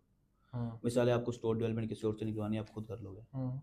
अब मिसाल मैं अपनी एग्जांपल लेता हूँ, मैं स्टोर डेवलपमेंट खुद कर सकता हूँ, मैं मार्केटिंग खुद खुद कर कर सकते सकता हो। हूँ, ठीक है। अब मेरे लिए ई कॉमर्स ब्रांड लॉन्च करना बहुत सस्ता है हम्म, पाकिस्तान के अंदर। मिसाल है मुझे सिर्फ एक प्रोडक्ट मैन्युफैक्चर करना है, ठीक है, और स्टोर में खुद बना लूँगा, मार्केटिंग में खुद कर लूँगा, मुझे किसी को मंथली फीस नहीं देनी, सर्विस फीस नहीं देनी, मैं उसको लॉन्च कर सकता हूँ। लेकिन एक थर्ड पर्सन जिसके पास सर्विस नहीं, स्किल नहीं है, उसको ये कॉस्ट भी आएगी। लेकिन मिसाल ये पाकिस्तान के ऊपर डिपेंड करेगा कि आप कौन सा ब्रांड लॉन्च कर रहे हो। एक कोई सिंगल प्रोडक्ट ब्रांड लॉन्च कर रहे हैं, वो सस्ता पड़ेगा, आप 10-15 हज़ार 20 हज़ार से भी स्टार्ट कर सकते हो ओके, पाकिस्तान के अंदर, ओके, स्किल अगर आपके पास है तो। Okay, okay. हाँ, स्किल नहीं है उसको फिर कंबाइन कर दें, क्योंकि आपको फिर किसी और से बनवाना पड़ेगा। 10,000 रुपये का स्टोरी बन जाएगा। सस्ते मिल सकते हैं आपको। 5,000 कर लो। उसमें एक बात करूँगा, हाँ, सस्ते भी मिल सकते हैं आपको, हाँ। लेकिन रिकमेंडेड नहीं है फिर अच्छा, क्वालिटी में कॉम्प्रोमाइज़ हो जाएगा। क्वालिटी पे। देखिए इसकी एक बेहतरीन एग्जांपल है हमारे पास, हम वर्डप्रेस करते थे ना, तो वर्डप्रेस सस्ता पड़ता है शॉपिफाई से, ओके। ठीक है। मिसाल है हम उस वक्त शेयर्ड होस्टिंग लेते थे, वो 300-400 रुपये महीने की शेयर्ड होस्टिंग होती है, ठीक है। हम्म, अब जो शॉपिफाई है उसकी 8,000-9,000 रुपये मंथली फीस है, ओके। उसकी 300 रुपये फीस है। अब अक्सर लोग हमसे कहते हैं कि हम क्यों वर्डप्रेस सिलेक्ट कर ना करें और वो शॉपिफाई क्यों सिलेक्ट करें, वो 9,000 है, ये 300 है। हाँ, ये लेकिन बात भी है। ये इसकी इस पॉइंट की वजह से ना मैं एक अरसा शॉपिफाई को पसंद नहीं नहीं। करता था, मैं खुद भी। लेकिन बाद में जब हमने बिजनेस, एक होता है ना डेवलपर, वो डेवलपर है, उसने डेवलप करके दे देना है। लेकिन जब हम बिजनेस में उतरे तो फिर हमें पता चला कि यार ये जो 300 वाला स्टोर है ना, इस पर जैसे ही ट्रैफिक आती है ना, ये डाउन हो जाता है, हम्म, इसकी स्पीड स्लो है। इसमें टेक्निकल इश्यूज हैं, ये हैक हो जाता है, इसमें वायरस आ जाता है। शॉपिफाई में हमें ये कोई मसला सामना आज तक नहीं करना पड़ा। अब एक सिंपल सी एग्जांपल लेता हूँ, मैंने 1 लाख रुपए मार्केटिंग में खर्च कर लिए, 10,000 5,000 का मैंने स्टोर बनाया, 300 रुपये वाली होस्टिंग ले ली, पैसे बचा लिए मैंने बहुत सारे। लेकिन मैंने अब 1 लाख रुपये महीने के खर्च कर रहा हूँ स्टोर के ऊपर, एग्जाम्पल ले रहा हूँ। लेकिन एक स्टोर की अगर स्पीड, एक सिंपल सा वो है मैट्रिक कि अगर आपकी स्टोर की स्पीड 3 सेकेंड से स्लो है, यानी कि मिसाल है आप एक पर्सन है उसने ऐड पे क्लिक किया, वो आपकी वेबसाइट पे आया, आपकी वेबसाइट को लोड होने में 3 सेकेंड से ज़्यादा लग गया, 4 सेकेंड लग गए, 5 सेकेंड लग गए, आप 60 से 70% कस्टमर खो दोगे। क्यों? क्योंकि वो स्पीड स्लो है, वो फ़ौरन यार ये तो ओपन ही नहीं हो रही, वो माइंड चेंज करके चला जाएगा। यार छोड़ो। क्योंकि जो आज जो अटेंशन स्पैन है ना वो 3% है, 3 सेकेंड है, सॉरी। एक कस्टमर का अगर आप 3 सेकेंड में अटेंशन ले लोगे तो ठीक है, नहीं तो वो स्क्रॉल करके चला जाएगा। अब एक पर्सन ने आपकी वेबसाइट पर क्लिक कर दिया, वो इंतजार कर रहा है बैठा हुआ, और 60-70% तो वो ऐसे ही चला गया, बाकी 30% आपके स्टोर पे है। यानी कि आप जो 1 लाख पे महीना बजट खर्च कर रहे हो, वो 70,000 ऐसे ज़ाया हो रहा है, क्योंकि मैंने स्टार्ट के अंदर 4-5 हज़ार रुपये बचा लिए थे अपने। स्टार्ट के अंदर मैंने 4-5 हज़ार बचाने, शॉपिफाई के ऊपर मैंने नहीं गया। देखिए वर्डप्रेस पे भी जा सकते हो आप, लेकिन होस्टिंग पे अच्छी सिलेक्ट करो, शेयर्ड होस्टिंग के बजाय डेडिकेटेड ले लो। अब वो डेडिकेटेड लोगे तो वो ऑलमोस्ट उसी कॉस्ट पाएगी जो शॉपिफाई की है, तो उससे बेहतर है कि डायरेक्ट शॉपिफाई पे ही आ जाओ। उसके फिर अलग फ़ायदे हो जाएंगे ना। क्योंकि ये वर्डप्रेस एक टूल है, उसके अंदर फिर आपको एनालिटिक्स चाहिए, आपको वूकॉमर्स चाहिए, उन सबको अलग अलग पे करना पड़ता है। ठीक है, अब ये सब कुछ उसमें ऑलरेडी एक ही उसमें प्लेटफॉर्म में है। इसमें ईमेल मार्केटिंग करनी है हमने वर्डप्रेस पे, इसका अलग सॉफ्टवेयर है, अलग सॉफ्टवेयर चाहिए आपको ईमेल मार्केटिंग का। उनकी फीसें जो हैं वो $200 $300 पर मंथ से स्टार्ट होती हैं, सस्ते भी हो सकते हैं, $50-60 वाले भी पर मंथ से। ठीक है, लेकिन पॉइंट ये आ रहा है वो सस्ते भी हमें इससे महंगे पड़ते हैं, ये $25 में हमें मिल जाती है मिसाल पाकिस्तान में। अब $25 में हम 10,000 ईमेल फ्री में भेज सकते हैं। तो खैर पॉइंट यहाँ पर शॉपिफाई को प्रमोट करना नहीं है, पर पॉइंट ये है कि आपके ऊपर है, अगर आप जिस भी पॉइंट के वर्डप्रेस पे जाओ, उस पे जाओ, आपके लिए as a business owner best है अगर आप ई कॉमर्स ब्रांड बना रहे हो कि आप अच्छा फैसला करो। फ़ायदा, पाकिस्तान के बड़े बड़े ब्रांड आप नाम लें, मिसाल है गुल अहमद है, काफ़ी सारे हैं, वो पाकिस्तान शॉपिफाई यूज़ कर रहे हैं बैक के ऊपर। हम तो जैसे वेबसाइट विजिट करते हैं ना, हमें अंदाज़ होता है यार ये शॉपिफाई की है। अब कोड में तो बाद में जाएंगे, पहले ही अंदाज़ होता है यार ये शॉपिफाई का लेआउट है सारा। तो काफ़ी बड़े ब्रांड शॉपिफाई को यूज़ कर रहे हैं। लेकिन खैर पॉइंट पे आते हैं बजट कितना चाहिए हमें। तो जो ई कॉमर्स डिपेंड करेगा कि कौन सा प्रोडक्ट है, कितने प्रोडक्ट लॉन्च कर रहे हो आप। सिंगल प्रोडक्ट कम बजट लगेगा, एक से ज़्यादा प्रोडक्ट है, वेरिएशन प्रोडक्ट है, जैसे मिसाल है शूज़ हैं, अब उसमें आपको एक लार्ज भी बनाना है, स्मॉल भी बनाना है, एक्स्ट्रा लार्ज भी बनाना है, उनकी फिर क्वांटिटी बनानी पड़ेगी ना, एक एक प्रोडक्ट तो नहीं बनाएंगे आप। तो जितने वेरिएशन होंगे फिर आपको इतनी ज़्यादा ही कॉस्ट आएगी। अक्सर लोग क्या कहते हैं, सर हम शूज़ ब्रांड बनाने वाले हैं, हम क्लोथिंग में, तो यार आपके लिए रिकमेंडेड नहीं है, आपको वेरिएशन बनानी पड़ेंगी। अब सिंपल ले लें, एक शर्ट है, आप 5 डिज़ाइन के साथ ब्रांड लॉन्च कर रहे हो, 5 डिज़ाइन ले लेते हैं हम सिर्फ। अब 5 डिज़ाइन की आपको कम से कम एक्स्ट्रा, एक स्मॉल चाहिए, लार्ज चाहिए, मीडियम चाहिए, एक्स्ट्रा लार्ज चाहिए, 4-5 तो वेरिएशन चाहिए ना। कौन सा कस्टमर बाय करेगा, कौन सा साइज बाय करेगा, आपको तो नहीं पता। अब एक प्रोडक्ट के 4 वेरिएशन चाहिए आपको, यानी कि ऑटोमेटिकली ये 20 वेरिएशंस हो जाएंगी। अब 20 वेरिएशन के अगर आप 10-12 प्रोडक्ट भी, आप 10-10 प्रोडक्ट ले लें मिसाल है, जिनके 200 प्रोडक्ट आपको मिनिमम मैन्युफैक्चर करना पड़ेगा, और वो ऑन स्टॉक आपका पड़ा रहेगा। वो जितने भी कॉस्ट आ रही है, लाख आ रही है, 2 लाख आ रही है, वो आपके बाउंड हो गए। बिल्कुल एक बिगिनर के लिए वेरिएशन प्रोडक्ट स्टार्ट करना रिकमेंडेड नहीं होता, लेकिन जो करना चाहे वो अपनी अपनी मर्जी पर है। लेकिन एक प्रोडक्ट है कम कॉस्ट आएगी, ज़्यादा प्रोडक्ट है ज़्यादा कॉस्ट आएगी। तो यही सेम चीज़ अगर आप पाकिस्तान में कर रहे हैं तो कम कॉस्ट आएगी, अगर आप यूएस में कर रहे हैं उसको आप 3-4 से मल्टीप्लाई कर दें मिनिमम, अंदाज़ा रखें कि इतना मल्टीप्लाई होगा। और ई कॉमर्स अगर कर रहे हैं आप अगर यूएस के अंदर, तो फिर आप ये समझ लें कि आपको प्रोडक्ट तो मैन्युफैक्चर पाकिस्तान में सस्ता पड़ गया, लेकिन आपको वो इंपोर्ट करना है, फिर शिपिंग भी आएगी। ठीक है, आप इंपोर्ट करेंगे, वहाँ पर किसी थर्ड पार्टी सप्लायर के पास आप उसको स्टॉक करके रखेंगे। ठीक है, अब कुछ लोग अमेज़ोन फुलफिलमेंट सेंटर को यूज़ कर लेते हैं, कुछ थर्ड पार्टी भी मिल जाती है, तो आपको फिर वो भी करना पड़ेगा। इसलिए हम क्या करते हैं, कहते हैं, जो मशवरा देता हूँ कि यार ड्रॉप शिपिंग से स्टार्ट करो आप। आपकी कॉस्ट ये मैन्युफैक्चरिंग की, इंपोर्ट एक्सपोर्ट वगैरह वगैरह सारी बच जाएगी। आप एटलीस्ट स्टार्ट ले लोगे, प्रोडक्ट आपको मिल गया कि यार ये प्रोडक्ट बिक रहा है, तो आप अपने बैग के ऊपर स्टॉक बना लो। ड्रॉप शिपिंग में सस्ता पड़ गया आपको काम, आपने स्टार्ट ले लिया, उसके बाद आपको पता है ऑलरेडी, आपको टेस्ट नहीं करना अभी, आपने पहले 100 प्रोडक्ट बना लिए और मार्केट में लाए, उसके बाद पता चला वो 100 प्रोडक्ट बिक ही नहीं रहे। तो ड्रॉप शिपिंग में वो पहले 100 प्रोडक्ट बगैर बनाए आप टेस्ट कर सकते हो। जो एक प्रोडक्ट आपका सबसे ज़्यादा बिक रहा है, आप उसी प्रोडक्ट की मैन्युफैक्चर खुद करके आगे भेज दो। और वैसे ड्रॉप शिपिंग में कितना बजट चाहिए होता होगा? इसमें से कॉस्ट कम नहीं हो जाती है? सिर्फ मार्केटिंग का खर्चा करना है या स्टोर हाँ, बनाना है उसका खर्चा बहुत कम करना हो है? जाती है कॉस्ट। हम्म। देखिए ना, मैन्युफैक्चर और सारी कॉस्ट बच गई, ओके। शिपिंग की कॉस्ट, टेंशन आपकी बच गई, उसको हम्म। स्टॉक करके रखना, उसको आपने स्केल करना है। अब मिसाले 100 प्रोडक्ट बनाए थे आपने, आपको 100 ऑर्डर मंथली आ रहे हैं, आप चाह रहे हैं मुझे 1000 ऑर्डर मंथली आए, हम्म। तो जाहिर सी बात है आपको 900 और प्रोडक्ट भी तो बनाने पड़ेंगे ना हर महीने। हाँ। उस पर कॉस्ट भी आएगी, उस पर टाइम भी लगेगा। ड्रॉप शिपिंग में ये मसला हमें नहीं होता। जो सप्लायर है वो सारी ये टेंशन खुद ही ले रहा करते है। रहता है। उसमें से कुछ सप्लायर तो चाइना के होते हैं, उनके पास पहले 1 लाख प्रोडक्ट पड़ा हुआ है। ओके। वो 1 लाख प्रोडक्ट पड़ा हुआ है उनके पास, उन्हें तो चाहिए ड्रॉप शिपर जो बेचे उनके प्रोडक्ट को। तो ड्रॉप शिपिंग में कॉस्ट बहुत कम हो जाती है, बस मेन जो कॉस्ट होती है वो मार्केटिंग की ही रहती है। मैं ये कहता हूँ कि यार अगर आप स्टोर बना रहे हो ड्रॉप शिपिंग का, आप मिसाल है आपको जितना भी बजट है उसका 10% आप 10 से 20% कर लें, हद 30%। 10 से 30% आपने विनिंग प्रोडक्ट रिसर्च में करना है, आपने स्टोर डेवलपमेंट में करना है, आपने जितना भी करना है ना सब कुछ इसी 30% के अंडर रहते हुए करना है। बाकी जो 70% है वो आपने मार्केटिंग के लिए रखना है। ओके। क्योंकि जैसे मैंने एग्जांपल दिया है, शॉपिफाई है, रेगिस्तान में स्टोर खोलने जैसा है, उस पर तो मार्केटिंग के जरिए कस्टमर आएगा। हाँ, वो कस्टमर आप जहाँ से मर्जी आ रहे और हैं, समझ लो आप और ये उसको सिर्फ बता दो। पाकिस्तान में नहीं है मसला, सारी दुनिया में। पूरी दुनिया में। ओके। माइंड सेट की बता रहा हूँ मैं आपको। हमारे एक क्लाइंट आया, उसने मार्केटिंग के लिए आया था, वो यूएस का था, पाकिस्तानी नहीं था। अब वो आया, उसने हमें कहा कि सर स्टोर जो देखा ना मैंने, स्टोर जब उसका देखा तो मेरे अब तक के देखे स्टोरों में से वो बेहतरीन स्टोर था। पुरानी बात है ये, उस वक्त जब मैंने जितने भी स्टोर देखे थे ना, वो बेहतरीन स्टोर था। ज़बरदस्त डिज़ाइन, बेहतरीन, यानी उसने 1000-1500 डॉलर इस तरह अमाउंट ना उस वक्त खर्च करी हुई थी उस स्टोर को डेवलप करवाने में।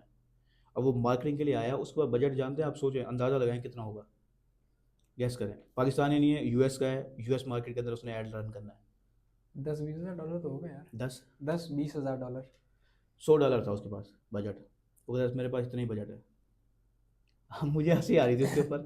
मैंने कहा यार तूने $2000 का स्टोर बनाया हुआ है, हाँ। ठीक है, और अब मार्केटिंग जो मेन है उसके लिए तू मुझे बजट दे रहा है $100 पर मंथ। मजाक कर रहे हो तो मेरे साथ? तो ये गलत माइंडसेट है कि आप देखें, आप अफोर्ड नहीं, आपके पास $2000 का बजट है मैक्सिमम। अगर मैक्सिमम $2000 का बजट है तो आपने सिर्फ 10 से 20%, 30% हद स्टोर डेवलपमेंट करना है, बाकी सारा मार्केटिंग के लिए रखना है आपने। समझ आपका गया। स्टोर थोड़ा हल्का हो जाए बेशक, लेकिन मार्केटिंग हल्की नहीं होनी नहीं चाहिए। होनी चाहिए। वो मशहूर एक कहावत चलती हुई आ रही है कि इंडिया के ना मार्केटिंग जो लोग हैं ना इंडिया के, वो मार्केटिंग में बड़े अच्छे होते हैं, उनका प्रोडक्ट जितना भी गंदा हो मार्केटिंग बड़ी अच्छी होती है, वो जो बेच देते हैं जो दिखता है वो बिकता है वाली पॉलिसी पे। पॉलिसी पे। बेशक अंदर कुछ भी नहीं है, हम्म। क्वालिटी ख़राब है, लेकिन वो बेच देंगे। समझ गया। अच्छा, यहाँ से ना अगर अगर मैं आपसे ये पूछूँ, लेट्स जैसे कि मैं एक हूँ ले मैन, ठीक है, या मुझे आप समझ लें बिगिनर वो है। अब मैं चाहता हूँ कि यार मैं एक शूज़ का, पहले तो आपने रिकमेंड किया ही नहीं, आपने कहा यार शूज़ के जो है वो ना करो, वेरिएशन बहुत है। लेट्स जस्ट से कि अगर मेरा माइंडसेट ये है कि यार मैंने जूतों का करना है, केस स्टडी अगर डिराइव करना चाहूँ, आप स्टेप बाय स्टेप बता सकें कि यार पहले ये कर लें, ये कर लें, ये कर लें, इस तरह गाइड है, आप शू के शॉप पे स्टोर बना सकते हैं, लोकल मार्केट में भी शक हो जाए। अच्छा, इसकी मैं ना हाल ही में एक दोस्त हैं, भाई हैं काफ़ी अच्छे, उन्होंने मुझे कहा कि हसन भाई हम ना कस्टमाइज शूज़ का बिज़नेस स्टार्ट करने वाले हैं। तो उन्होंने काफ़ी अच्छी मेरे साथ रह रहे कि शायद थोड़ा सा असर आ गया उन्होंने, तो उन्होंने काफ़ी अच्छी स्ट्रैटेजी सिलेक्ट की। क्या कि यार वो खुद मैन्युफैक्चर नहीं करेंगे, ऑलरेडी जो मैन्युफैक्चर कर रहे हैं ना प्रोडक्ट, उनके साथ उन्होंने लिंक कर लिया है। उनके प्रोडक्ट की पिक्चर्स लेकर अपनी वेबसाइट पे डालेंगे। अच्छा ये कस्टमाइज है, थोड़ा सा डिफरेंट हो जाता है, लेकिन आप भी ये कर सकते हो। जो ऑलरेडी कारखाने हैं, शूज़ मेकर हैं, आप उनके पास जाएं, उनसे जो बेस्ट सेलिंग उनके प्रोडक्ट हैं, उनको पता होगा यार ये हमारे मार्केट में सबसे ज़्यादा जा रहे हैं, सेल हो रहे हैं। वो best selling 5 product 10 product pictures ले लो, ये एक एक सैंपल ले लो, बाय कर लो एक एक सैंपल, और उनसे डील कर लो कि यार हमें जो भी ऑर्डर आएगा ना हमने आपसे ही लेना है, हमने आपसे लेना है, जो भी डिस्काउंट आप ले सकते हो आप वो ले लो।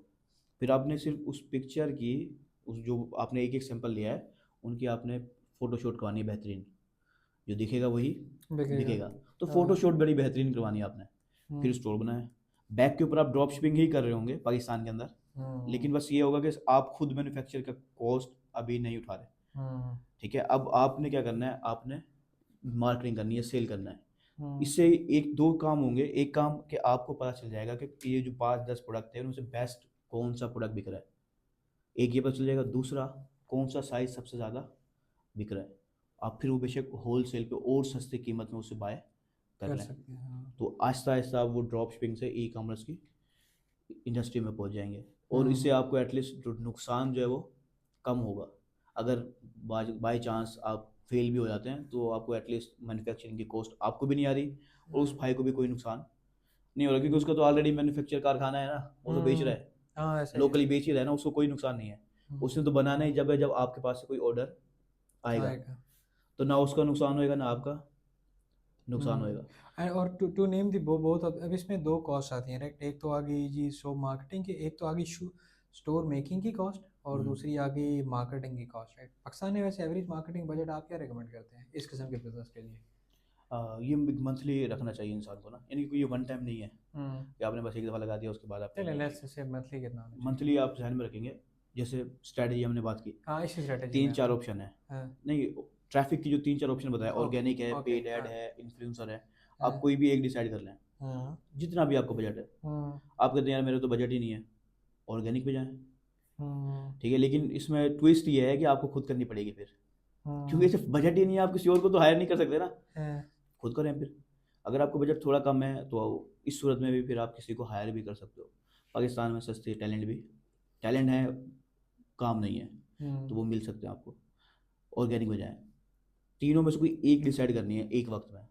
हम क्या करते हैं, हम तीनों चारों में ऑप्शन में एक दफ़ा में अच्छा। बजट को डिवाइड कर देते हैं, वो बेफजूल चीज़ है डिवाइड करना, ओके। ठीक है। आप किसी एक मेथड को सिलेक्ट कर लें, मिसाल मैंने पेड ऐड में जाना है, उस पेड ऐड में आप सिलेक्ट कर लें मुझे फेसबुक ऐड रन करना है सिर्फ। मैंने अभी आपको बताया था एक स्टूडेंट की कहानी कि उन्होंने ऐड जब अपने स्टार्ट किया ना काम, वो अब 3-4 करोड़ पे साल पे पहुंच गए सेल पे। अच्छा, तो माशाल्लाह। अब वो उन्होंने जब मुझसे रब्ता किया ना, उन्होंने कहा सर हम फेसबुक ऐड पे सक्सेसफुली कर रहे हैं।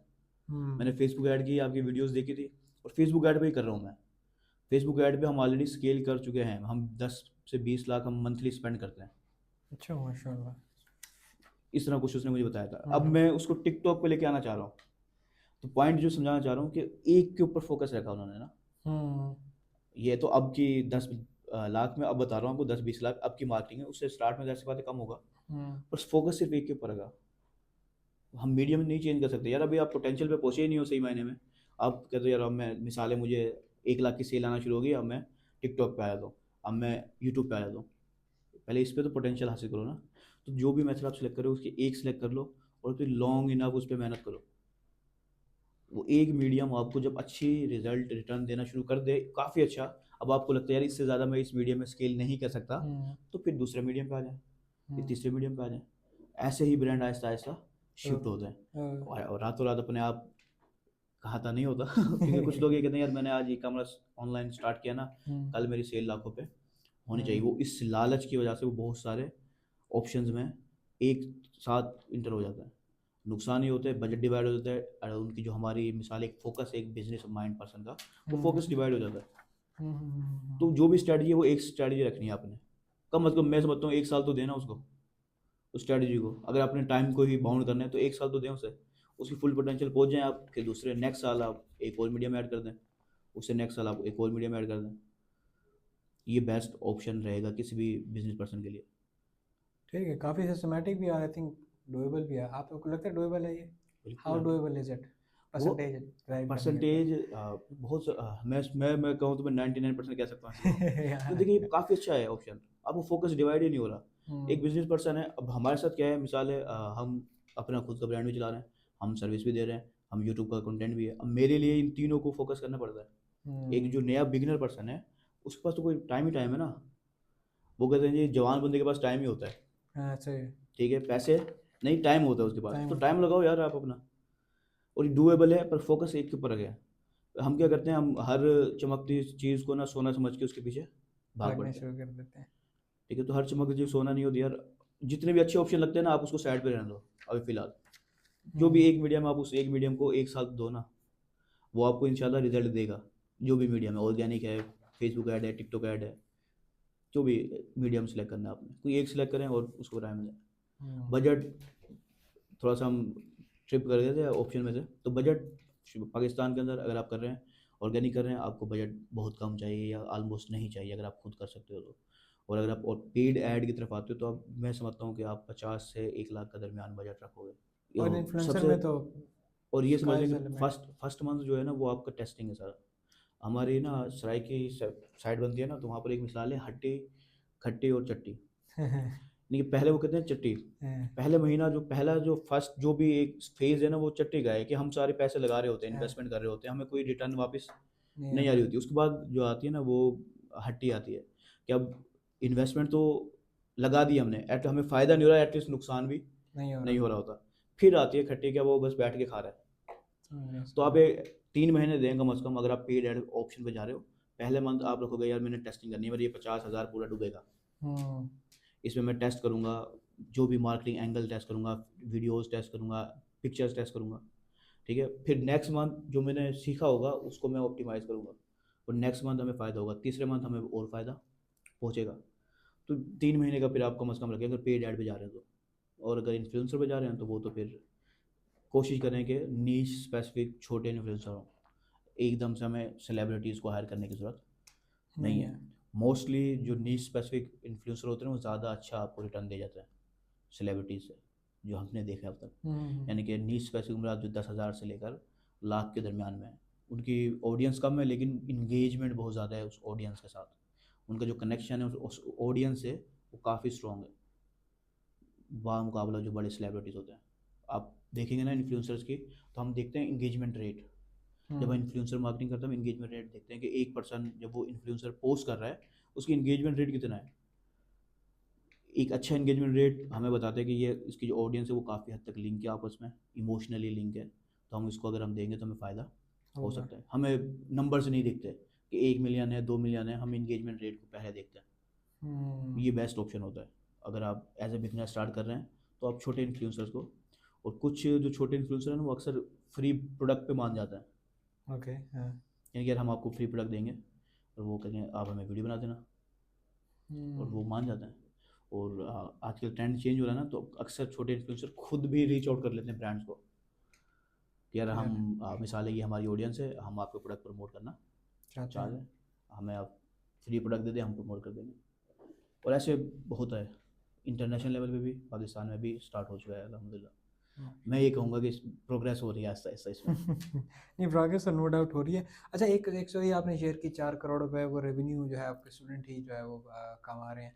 इसके अलावा कुछ और स्टोरीज हों, सक्सेस स्टोरीज जो आप खुद शेयर करना चाहते हो? देखिए सक्सेस स्टोरीज तो फिर डिपेंड करेगी ना ये ई कॉमर्स बिजनेस के लिहाज से, ओवरऑल अगर सर्विसेज। आपने कोई देखा हो कि यार बंदा आया शॉपिफाई में, उसने काम किया वो माशाल्लाह ग्रो करके किसी भी लिहाज से, चाहे सर्विसेज है चाहे प्रोडक्ट है, ड्रॉप शिपिंग है। शॉपिफाई का भी अंदर लगा, सिर्फ मैं अपने अकेले की बात नहीं करूँगा, क्योंकि हमारा तो कोर्स है ना यूट्यूब के ऊपर, मिसाल है फ्री हम्म, में पड़ा हुआ यूट्यूब पे। अब 2 मिलियन लोगों ने देखा है, अब कौन किस किस ने देखा है, किस किस को फ़ायदा हुआ है, कोई खास ट्रैक हमारे पास नहीं नहीं रहता। है। लेकिन ये चंद स्टोरीज होती हैं जो हम तक पहुँच पाती है। जैसे मैंने आपको अभी एक स्टोरी शेयर की थी कि उन्होंने ब्रांड बनाया, वो ब्रांड कौन सा है उनका, वो बेचते हैं फर्नीचर, ओके। काफ़ी अच्छा टाइप के जो होम फर्निशिंग के होते हैं ना, होम एसेंशियल्स टाइप के, हम्म, वो बेचते हैं। और ग्रो कर रहे हैं वो अच्छे खासे अंदाज में। लेकिन स्टोरीज बहुत सारी हैं वैसे तो, ठीक है। पर इसके अंदर कुछ स्टोरीज ऐसी हैं जो यहाँ पर सीखने के बाद अब दुबई साइड पर शिफ्ट हो गए, कुछ जो स्टोरीज हैं, ठीक है। लेकिन इसमें बस यही कह सकता हूँ यार कि ठीक ठाक बंदा कमा लेता है एक अच्छा, एक बिगिनर पर्सन ना। और स्टोरीज भरी हुई हैं, सिर्फ मेरी नहीं, आप चाहें तो अपर खोलें, शॉपिफाई की स्टोरीज भरी हुई हैं, बेतहाशा भरी हुई हैं। सिर्फ एक एक दो नहीं है, ऐसे लोग हैं जो सिर्फ शॉपिफाई एक स्किल से 50,000 डॉलर, $1,00,000 $2 लाख तक अर्न कर चुके हैं। और ये हम्म। सिर्फ चंद है, और इसकी कंपटीशन कम है। बेस मेन जो है ना, अभी अभी भी पाकिस्तान में इसकी कंपटीशन कम है। बामुकाबला ग्राफिक डिज़ाइनिंग में आ जाएँ, बामुकाबला उधर तो भरमार ही लगी हुई है। लीड जनरेशन टाइप की चीज़ों में आ जाएँ। हाँ, हर बंदा बना हुआ है आज ना लीड जनरेशन वाला पर्सन। तो उसमें एक चीज़ मैं जो कहता हूँ ना, वो टाइम को ट्रेड कर रहे हैं हाँ, कि वो लीड जनरेशन के अंदर वो जितने घंटे काम करते हैं एक पर लीड के ले रहे हैं। अब वो लिमिटेड है ना, अब बेशक एक इंसान 24 घंटे ही काम कर ले, 24 घंटे से आगे नहीं बढ़ सकता वो, हाँ। तो वो टाइम को ट्रेड कर रहे हैं। शॉपिफाई में ऐसा नहीं है, आप वैल्यू को ट्रेड कर रहे हैं। हम अपनी जो सर्विस चार्ज लेते हैं वो वैल्यू के ब्याह पर चार्ज करते हैं। कुछ लोग हैं वो कहते हैं यार एक दिन में एक स्टोर बना लिया, वो 3,000 5,000 ले लेते हैं। हमारी जो मिनिमम इस वक्त चल रही है वो $500 से $2,000 हमारी मिनिमम होती है। अच्छा। कस्टमर जो इंटरनेशनल से लेने हमने, हम्म। इससे कम नहीं करते हम। क्योंकि हमें पता है कि जो हम स्टोर बना के दे रहे हैं वो पोटेंशियल रखता है कि वो उसको सेल लेके देगा। सिर्फ दिखने में स्टोर नहीं है, सेल जनरेट करके देगा। हम्म। तो हम वैल्यू को ट्रेड करते हैं। शॉपिफाई एक ऐसी स्किल है जिसमें आप वैल्यू को ट्रेड करते हैं, ना कि टाइम को। आप एज अ बिगनर हैं, आप स्टार्ट में मिसाल है टाइम को ट्रेड कर रहे हैं, वक्त के साथ वैल्यू को दे रहे हैं। पहले आप मिसाल $50,000 में स्टोर बना के दे रहे थे, फिर आप $100 में बना रहे हैं, फिर 200 में बना रहे हैं, फिर 500 में बना रहे हैं। टाइम सेम लग रहा है, पैसे बढ़ते जा रहे बढ़ते जा हैं, रहे हैं। ग्रेजुअली आप उसकी वैल्यू इंक्रीज करते तो जा रहे मैं ये समझता हूँ कि यार काफ़ी बेहतरीन ऑप्शन है। और अभी क्योंकि कंपटीशन कम है, स्कोप बढ़ रहा है। हो। इस वक्त पाकिस्तान जो शॉपिफाई के जो एक्टिव मिलियन जो स्टोर्स हैं ना एक्टिव वर्ल्ड वाइड, वो 5 मिलियन स्टोर एक्टिव है। हम्म। ये कोई छोटा सा फिगर नहीं है। वर्डप्रेस एक पुराना सॉफ्टवेयर है, उसके भी मिलियंस में होंगे ऑप्शन, वेबसाइट है। पर स्टोर्स की जो बात हो रही है, ऑनलाइन स्टोर्स की, वो काफ़ी बड़ा फिगर है शॉपिफाई के ऊपर। वर्डप्रेस एक फ्री सॉफ्टवेयर है, ठीक है, यानी कि नॉन प्रॉफिट ऑर्गेनाइजेशन है, उसमें अपडेट इतनी नहीं ये आती। ये एक प्रॉपर ई कॉमर्स को लेकर ये चल रहा है। बिजनेस है जो चल रहा है और सारी और चीज़ें। पॉइंट यहाँ पर ये आता है कि ये जो शॉपिफाई यूज़र होते हैं ना, अ, वो प्रीमियम टाइप के कस्टमर होते हैं। हम्म। एक पर्सन है जो ₹300 भर रहा है वेबसाइट के महीने के, एक है जो ₹9,000 भर रहा है। तो वो काफ़ी ज़्यादा प्रीमियम होता है, आप उससे एक अच्छी अमाउंट चार्ज कर सकते हो शॉपिफाई पर। ऐसा ही है। अच्छा, एक और छोटी सी चीज़ मैं, सॉरी मैं पहले पूछना भूल गया, प्रोडक्ट रिसर्च पे क्या कहते हैं आप, मतलब how should we do the product research? अच्छा, इसमें प्रोडक्ट रिसर्च के अंदर ना मैं टाइप्स में डिवाइड करता हूँ। ओके। कुछ प्रोडक्ट होते हैं जो ट्रेंडिंग होते हैं, हम्म। कुछ प्रोडक्ट होते हैं जो सीजनल होते हैं, हम्म। कुछ प्रोडक्ट होते हैं जो एवरग्रीन होते हैं। हम्म। अब ट्रेंडिंग प्रोडक्ट कौन से होते हैं? वो स्पेसिफिक एक ट्रेंड पर वो ट्रेंडिंग में जाएंगे एक स्पेसिफिक 1 मंथ 2 मंथ के लिए, और उसके बाद वो ड्रॉप हो जाते हैं, मुकम्मल ड्रॉप, एंड हो जाता है समझो उनका। जैसे ये भी मेरे ख्याल में लबूबू जो था वो लबूबू बैग्स है। डॉल हो गई मिसाल है, हाँ। ये तो अभी रिसेंट हो गई ना। इसके हम्म। अलावा एक वो होता था स्पिनर, हाँ, फिजिट स्पिनर, यस, हाँ। ठीक है, आई डू। वो एक वक्त में बहुत ज़्यादा ट्रेंड पर हाँ। गया। इसके अलावा एक वो होता था, वो बच्चे खेलते थे, वो काफ़ी ना वो टक टक का टाइप का कोई नाम था ऐसे, हाँ, वो बंटे टाइप अजीब से। व गरीब हाँ। नाम था। तो वो भी हाँ। क्या था, ट्रेंड था। अब नहीं दिखता वो कहीं भी, पहले वो हर बच्चे के हाथ में। था। तो ये प्रोडक्ट ऐसे हैं ट्रेंडिंग, वो ट्रेंड पर एकदम वायरल होता है, और उससे जो भी जिसकी भी बिजनेस था ना, वो मिलियंस ऑफ डॉलर कमा सकता है, कमा लेता है। लेकिन वो एक स्पेसिफिक वक्त तक, उसके बाद वो पूरा डाउन हो जाता है बिजनेस। हम्म। ठीक है, ऐसे बहुत सारे आपको ना एग्जांपल मिल जाएंगे ट्रेंडिंग प्रोडक्ट की, जो आज बिल्कुल एंड हो गए हैं। स्पिनर चलते हैं लेकिन बहुत कम, मार्केट में शायद ही कोई अब बाय करता हो। अब तो बहुत कम हो ठीक गया। है, दूसरा आता है सीजनल प्रोडक्ट, जो सिर्फ सीजन के ऊपर डिपेंड करते हैं। विंटर प्रोडक्ट्स हो गए, समर प्रोडक्ट्स हो गए, या फिर कोई जो होते हैं ना, जैसे हॉलीडेज होते हैं, क्रिसमस से रिलेटेड प्रोडक्ट हो गए। तो ये एक स्पेसिफिक सीजन तक ही बिकेंगे, उसके बाद वो नहीं बिकते। पूरे साल उनकी सेल बंद रहेगी, ऑलमोस्ट बंद रहेगी, या जीरो पे के आसपास रहेगी। तो ये सीजनल प्रोडक्ट हम इनको कैटेगरी में डालते हैं। और एक होता है एवरग्रीन प्रोडक्ट, जो साला साल बिकते हैं। ठीक है, कोई प्रॉब्लम सॉल्विंग प्रोडक्ट है, वो साला साल बिकता है। मिसाल है, मैंने ये पहना हुआ है, आपने, कोट इस क्या पहना है, हुआ ये क्लोथिंग है, हमें चाहिए, ज़रूरत की चीज़ है, हम है। खरीदेंगे। सारा साल ही चलता ये रहेगा। सारा साल बिकेगा। प्लस इसको पॉइंट क्या मिलता है कि ये सीज़न पे इसकी सेल और बढ़ जाती है। हम सीज़न से हम्म। इसका फ़ायदा उठा लेते हैं। कि हम हम्म। मिसाल है, विंटर सेल आ गई, हमने डिस्काउंट देकर अपनी प्रोडक्ट को बेच दिया। कोई year of the end sale आ गई, क्रिसमस सेल आ गई, 100 तरह के सीज़न आते रहेंगे, हम उस सीज़न से फ़ायदा उठाएंगे। और उस सीज़न एंड भी हो जाएगा ना, तो भी हमारी सेल जीरो पे नहीं आएगी, हमारा सेल वही एक एवरेज बिक्री है। हम्म। तो एवरग्रीन प्रोडक्ट, ये सारे विनिंग प्रोडक्ट की कैटेगरीज है। हम रिकमेंड करते हैं एवरग्रीन पे फोकस करना। ट्रेंड के पीछे भागने से, एक बिगिनर पर्सन जब तक ट्रेंड को पिक करेगा ना, उस वक्त तक ट्रेंड एंड हो जाता है। और जब तक वो एक ट्रेंडिंग प्रोडक्ट को फाइंड कर रहा है, महीना लग गया उसको, जितना भी टाइम लगा, एक बिगिनर है ना, जाहिर सी बात है, वो पता चलता है वो ट्रेंडी, उसने स्टोर बनाया, मार्केटिंग स्टार्ट ही की थी कि ट्रेंड खत्म। जो एक अच्छे ड्रॉप शिपर्स होते हैं ना, वो ट्रेंड जैसे होता है वो फ़ौरन पिक करते हैं, अगर ट्रेंड पे फोकस करना है तो। और फिर जैसे उनको लगता है ना कि सेल ड्रॉप हो रही है, ट्रेंड एंड हो रहा है, वो फ़ौरन रोक देते हैं, ताकि उन्हें नुकसान। नो। लेकिन बिगिनर ऐसी बात है, ये चीज़ पिक और नहीं कर सकता टाइम से, हाँ, उसको समझ भी समझ नहीं आएगी इतनी आसानी से, उसे टाइम लगेगा। तो मैं तो कहता हूँ कि यार एवरग्रीन पे फोकस फोकस करो। करो। बहुत से प्रोडक्ट हैं एवरग्रीन जो आप बेच सकते हो, जो प्रॉब्लम को सॉल्व कर रहे हैं। खास तौर पे प्रॉब्लम सॉल्विंग जो होता है, वो किसी न किसी पेन को कस्टमर की फील कर रहे होते हैं। वो पेन जो है कस्टमर को वो फील कर रहा है, तो वो फ़ौरन उसको बाय करेगा। ठीक है, तो एवरग्रीन प्रोडक्ट के ऊपर फोकस करना है, और उसमें फिर खासियतें होती हैं प्रोडक्ट के अंदर ना। मैं कुछ 7-8 पॉइंट बोलता हूँ वैसे तो, लेकिन 3-4 पॉइंट जो बहुत अहम है। ठीक है, मिसाल के तौर पर एज अ बिगनर आपने फोकस करना है कि आप लाइट वेट प्रोडक्ट बेचो। इससे क्या होगा लाइट वेट प्रोडक्ट से, कि आपकी शिपिंग कॉस्ट का मसला नहीं आएगा, शिपिंग टाइमिंग बढ़ेगी नहीं, डिलीवरी शिपिंग टाइमिंग जो डिलीवर है वो स्लो रहेगा, यानी सॉरी स्पीड रहेगी। ठीक है, लाइट वेट होने की वजह से आपको कॉस्ट कम आएगी, आप स्पीड में उसको डिलीवर कर पाओगे। दूसरा ऑप्शन होता है जो खासियत हम मानते हैं कि एक विनिंग प्रोडक्ट में होनी चाहिए, वो है कि वो इजी टू ब्रेक ना हो, अच्छा। हार्ड टू ब्रेक हो।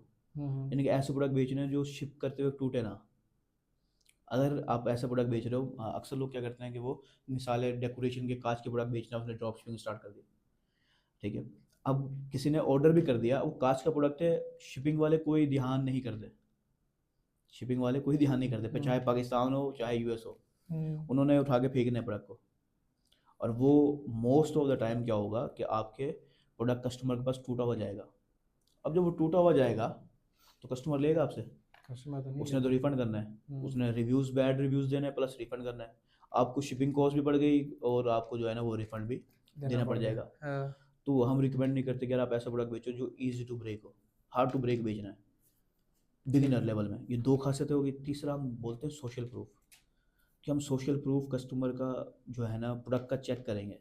जो ऑलरेडी हमारे कंपटीटर्स हैं सोशल मीडिया के ऊपर, अमेज़ोन के ऊपर, जहाँ पर भी वजूद है उनका, हम उनके रिव्यूज़ देखेंगे, हम उनके कमेंट्स देखेंगे कि इस प्रोडक्ट को नेगेटिव रिव्यूज़ ज़्यादा मिल रहे हैं या पॉजिटिव रिव्यूज़ ज़्यादा मिल रहे हैं। अच्छा। हम ऐसे नहीं करेंगे कि यार ठीक है वो प्रोडक्ट उठाया और लगा दिया। हम देखेंगे कि यार इससे फ़ायदा होता है मार्केटिंग में भी सिलेक्ट करते हुए ना, हमें पता चल जाता है कि कस्टमर क्यों रिटर्न कर रहा है। ठीक है, एक कस्टमर है, उसने कहा यार ये प्रोडक्ट जो है ना इसमें ये चीज़ इन्होंने मेंशन की थी, ऐसी तो थी नहीं, निकली नहीं। हमें वो पेन पॉइंट पता है, जिस पेन पॉइंट की वजह से वो रिफंड कर रहा है या बैड रिव्यू दे रहा है, हम उसी पेन पॉइंट को मार्केटिंग के अंदर भी यूज़ कर लेते हैं। लेकिन पॉइंट ये होता है कि हम सोशल प्रूफ देखते हैं, नेगेटिव भी पॉजिटिव भी, दोनों चीज़ों को देखते हैं। वो हमें सिलेक्शन में बताती है कि यार इसमें डिमांड कितनी है और कितनी नहीं है। समझ गया। ठीक है, उसके बाद जो एक चीज़ मैं कहता हूँ वो हम कहते हैं कि प्रॉफिट मार्जिन देखना है हमने। ओके। या ड्रॉप शिपिंग कर रहे हैं आप, ई कॉमर्स कर रहे हैं, प्रॉफिट मार्जिन तो मेन है ना हमारा। मैं ये रिकमेंड करता हूँ कि आपने ई कॉमर्स का प्रॉफिट मार्जिन जो होता है वो 50 से 70% प्लस होना चाहिए। 50 बहुत ज़्यादा मार्जिन है। कम है यार ये बहुत। आपको क्या लगता है एप्पल कितना प्रॉफिट मार्जिन रखता है अपने प्रोडक्ट पे? 30-40 ही होता होगा ब्रो। मैं तो मेरी मेरी जो अंडरस्टैंडिंग आप है कभी मैं। ना सर्च करना जो उसको, आप सर्च करिए कुछ ना, कि जो एप्पल की जो प्रोडक्ट है चाइना में जो फैक्ट्री कॉस्ट है वो कितनी आती है। मैंने एक पॉडकास्ट देखी थी, उसमें ना चाइना का जो फैक्ट्री ओनर था ना, उसने बताई प्रोडक्ट प्राइस जो रिवील करी, कि जो प्रोडक्ट आपको मिसाल है $999 का पड़ रहा है, $1499 का पड़ रहा है, वो असल में जो प्रोडक्ट कॉस्ट पड़ती है वो $25 से $30, $40, $50 पड़ती है, $20 से $50 के दरमियान पड़ती है। अब वो $20 से $50 कहाँ पर, और $900 $1500 कहाँ पर? मैं समझ गया। नहीं, एप्पल का 40% इज द एवरेज वो। 50 ये 70 इसका मार्जिन की अच्छा, डिस्ट्रीब्यूशन कैसे यहाँ होती पर है? मैं आपको बताता हूँ। हाँ। एक होता है ग्रॉस मार्जिन, एक होता है नेट मार्जिन। ये एप्पल का ग्रॉस मार्जिन है। ये 40% जो बोल रहे हाँ, हैं, यस। नहीं मुझे नहीं लगता ये सही डाटा देखा नहीं, है आपने। एप्पल की मार्केटिंग कॉस्ट होता है ना, नहीं देखिए, वो ग्रॉस वो मार्जिन, ज़्यादा मैं मार्केटिंग में। ग्रॉस मार्जिन होता है ओवरऑल बगैर कोस्ट के। हाँ। अच्छा। अभी कोस्ट वगैरह कुछ नहीं निकली, हाँ। बगैर कोस्ट की जो मार्जिन है वो बताते हैं वो 90%, और यानी कि 40% जो बोल रहे हैं आप वो ग्रॉस मार्जिन बता रहे हैं, बगैर मार्केटिंग कोस्ट, बगैर लेबर कोस्ट, जितनी भी कोस्ट हैं वो है ग्रॉस मार्जिन कहलाता है। नेट मार्जिन वो होता है जो सारी की हर किस्म की कोस्ट निकाल के बचता है। समझ गया। तो हम जो 50 से 70% बोलते हैं ग्रॉस मार्जिन बोलते हैं। ओके, ठीक है, ठीक है। 50 से 70% ग्रॉस मार्जिन कम से कम होना चाहिए, ताकि आप जब ऐड रन करोगे वो मार्केटिंग कॉस्ट निकाल के आपको 10 15 20% 30% बच जाए ना। समझ गया। अगर आपका ये प्रॉफिट मार्जिन नहीं है, आप स्केल नहीं कर पाते ब्रांड को। और ये सिर्फ हमारा नहीं, बड़ी बड़ी अच्छी अच्छी एजेंसीज का मानना यही है सेम, कि अगर आपको 70% से कम प्रॉफिट मार्जिन है ना, आपका ब्रांड बहुत स्ट्रगल करेगा ग्रो करने में। जितने भी लग्जरी ब्रांड है उनका प्रॉफिट मार्जिन बे इंतहा होता है, काफ़ी ज़बरदस्त होता है, फिर वो ग्रो कर पाते हैं मिलियंस के अंदर और बिलियंस के अंदर। लेकिन मैं ज़्यादा लालची भी नहीं देता, मैं सिर्फ इसलिए रिकमेंड करते हैं 50 से 70% पे तो रहें कम से कम।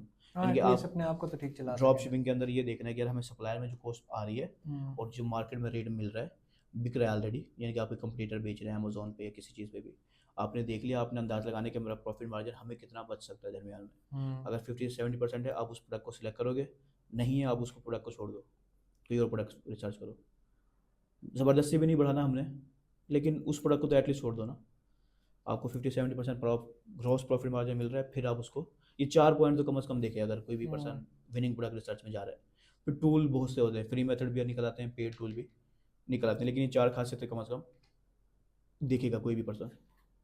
आजकल की डेट में वैसे एआई जो है वो काफ़ी ट्रेंडिंग में है, और ये स्पेशली हर फील्ड में जो है ना वो डिस्ट्रप्शंस जो है वो कर रहा है। आई गेस आप पहले तो इतना एआई का वो नहीं था, बट आजकल रिसेंटली, वेरी रिसेंटली इसने बहुत ज़्यादा इम्प्लीकेशंस किए। तो शॉपिफाई प्लेटफॉर्म्स में एआई का रोल कैसा है?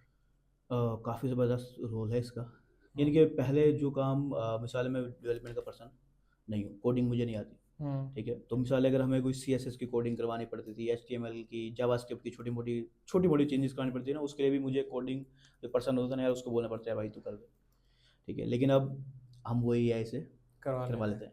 तो AI का रोल ये है कि वो हमें फ़ायदा पहुंचा दे रहा है, यानी कि एक नॉन टेक पर्सन वो कोडिंग उससे करवा के अपने शॉपिफाई स्टोर को और बेहतर बना सकता है। तो इसमें यानी कि नेगेटिव पॉइंट में अक्सर लोग कह सकते हैं यार AI आपकी जॉब खा जाएगा, तो ये AI शॉपिफाई उन लोगों की जॉब खा जाएगा जिनको AI यूज़ नहीं करनी आती, क्योंकि हम AI को यूज़ करके अपना टाइम और वक्त बचा लेते हैं, इफ़र्ट्स कम लगती हैं, टाइम बच जाता है, हमारा काम जो मिसाल 2 दिन में स्टोर बनना था वो 1 दिन में बन जाएगा। और हम बहुत यूज़ करते हैं शॉपिफाई के AI बहुत सारे हैं, शॉपिफाई की AI बहुत सारे टूल शॉपिफाई खुद बना रहा है, साइड किक एक उसको पूरा स्मार्ट असिस्टेंट है जो उसने शॉपिफाई के अंदर इंस्टॉल कर दिया है, यानी कि आप चाहो तो उससे एडवाइस ले सकते हो, आपके स्टोर के लिहाज से वो कस्टमाइज एडवाइस देगा आपको। ओके। वो आपको ब्लॉग राइटिंग करके दे सकता है, वो आपको डिस्क्रिप्शन राइटिंग करके दे सकता है प्रोडक्ट की। एक बिगिनर पर्सन है, मिसाल है हम पाकिस्तान की हम बात करें, हर पर्सन इतना एजुकेटेड नहीं है कि वो बेहतरीन डिस्क्रिप्शन लिख सके, ठीक है, डिस्क्रिप्शन की एक अपने खासियतें हैं, पॉइंट्स हमें जहन में रखने होते हैं प्रोडक्ट डिस्क्रिप्शन लिखते हुए, वो AI कर देगा आपके लिए। तो AI का रोल बहुत ज़बरदस्त है, बस पॉइंट ये है कि हमें शॉपिफाई के साथ साथ अब हम AI के ऊपर भी फोकस करते हैं कि हम AI सीख लें और सिखा दें अपनी टीम मेंबर को, ताकि वो टाइम बचा के स्पीड में काम डिलीवर कर सके और अच्छा डिलीवर कर सके। तो ये एक रोल है, ऐसी बातें हम नज़रअंदाज नहीं कर सकते किसी भी लिहाज से, बस हम कोशिश करते हैं हम उसको अपने फ़ायदे में इस्तेमाल करें, ना कि नुकसान में। और in the end, one last message though that you would like to give to the audience. 24 years आपकी उम्र है, एज है, राइट? जी जी। कोई एक चीज़ हो जो आपने सीखी हो, आप कहते हैं यार ये लाइफ में बड़ा इंपॉर्टेंट लेसन सीखा था, मैं लोगों को बताना चाहूँगा। हो, काफ़ी खतरनाक सवाल पूछा है आपने। देखिए कोई ऐसा यानी कि मैं अपने आप को एक्सपीरियंस पर्सन तो नहीं कहूँगा, क्योंकि ये तो कोई एज ही नहीं है, शुरू होते ही ख़त्म हो जाती है ये एज तो। लेकिन बस मैं ये कह सकता हूँ यार कि जो चीज़ें एक्सपेक्टेशन दूसरों से बहुत ज़्यादा ना लगाई जाए। मैं सिर्फ एक जो पॉइंट कहना चाहूँगा कि यार जो एक्सपेक्टेशंस वालिदैन से लगाते हैं ना आप, वो दूसरों से ना लगाएं, कि वालिदैन आपका मुफ्त के अंदर फ़ायदा सोच सकते हैं, दूसरा नहीं सोचेगा, एक चीज़। दूसरा, जितनी भी आप ऑनलाइन वर्क करना चाहते हैं ना, सेल्फ इम्प्रूवमेंट जो है ना अपने ऊपर इन्वेस्ट करें, अपनी स्किल्स के ऊपर। आज मुझे याद नहीं है, मैंने बहुत से बिजनेस स्टार्ट किए थे, आज उनका नाम भी नहीं है, नामो निशान भी ख़त्म कर दिया मैंने, लेकिन जो एक चीज़ जो अल्हम्दुलिल्लाह आज तक है वो स्किल है, ठीक है। मिसाल है हमने ग्राफिक डिज़ाइनिंग सबसे पहले स्टार्ट की थी, ग्राफिक डिज़ाइनिंग सर्विस देना, मैं आज नहीं छेड़ता उस ग्राफिक डिज़ाइनिंग सर्विस को, क्योंकि मैं नहीं समझता कि मैं बहुत क्रिएटिव पर्सन हूँ, ठीक है, लेकिन ये आज भी मुझे काम देती है, ठीक है। मैं अपने टीम मेंबर को हायर करता हूँ किसी को, मुझे पता है कि डिज़ाइनिंग एटलीस्ट मुझे पता है कि क्या चीज़ें देखनी है मैंने।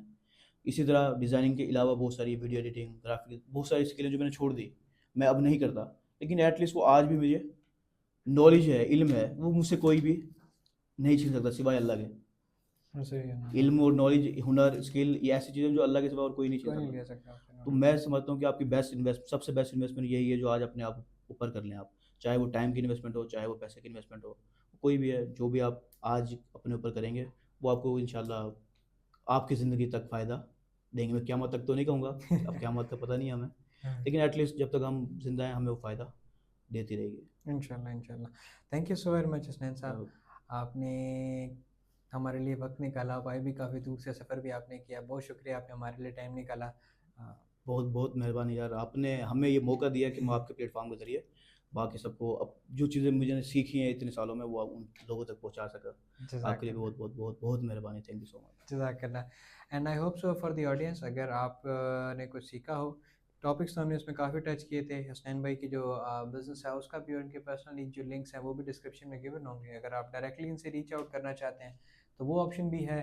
इनका अपना डायरेक्ट शॉपिफाई का कोर्स भी है, I think it's free available on YouTube. बिल्कुल। यूट्यूब पे फ्री अवेलेबल है, आप वो भी कर सकते हैं अगर आपने बेहतर अंडरस्टैंडिंग जो है डेवलप करनी हो। इस पॉडकास्ट का मकसद यही था कि यार बेसिक तरीके से टॉपिक्स को टच किया जाए ताकि लेमैन को समझ आ सके कि ये चीज़ कैसे काम करती है। Again thank you so very much to the audience, thank you so very much Hasnain sir.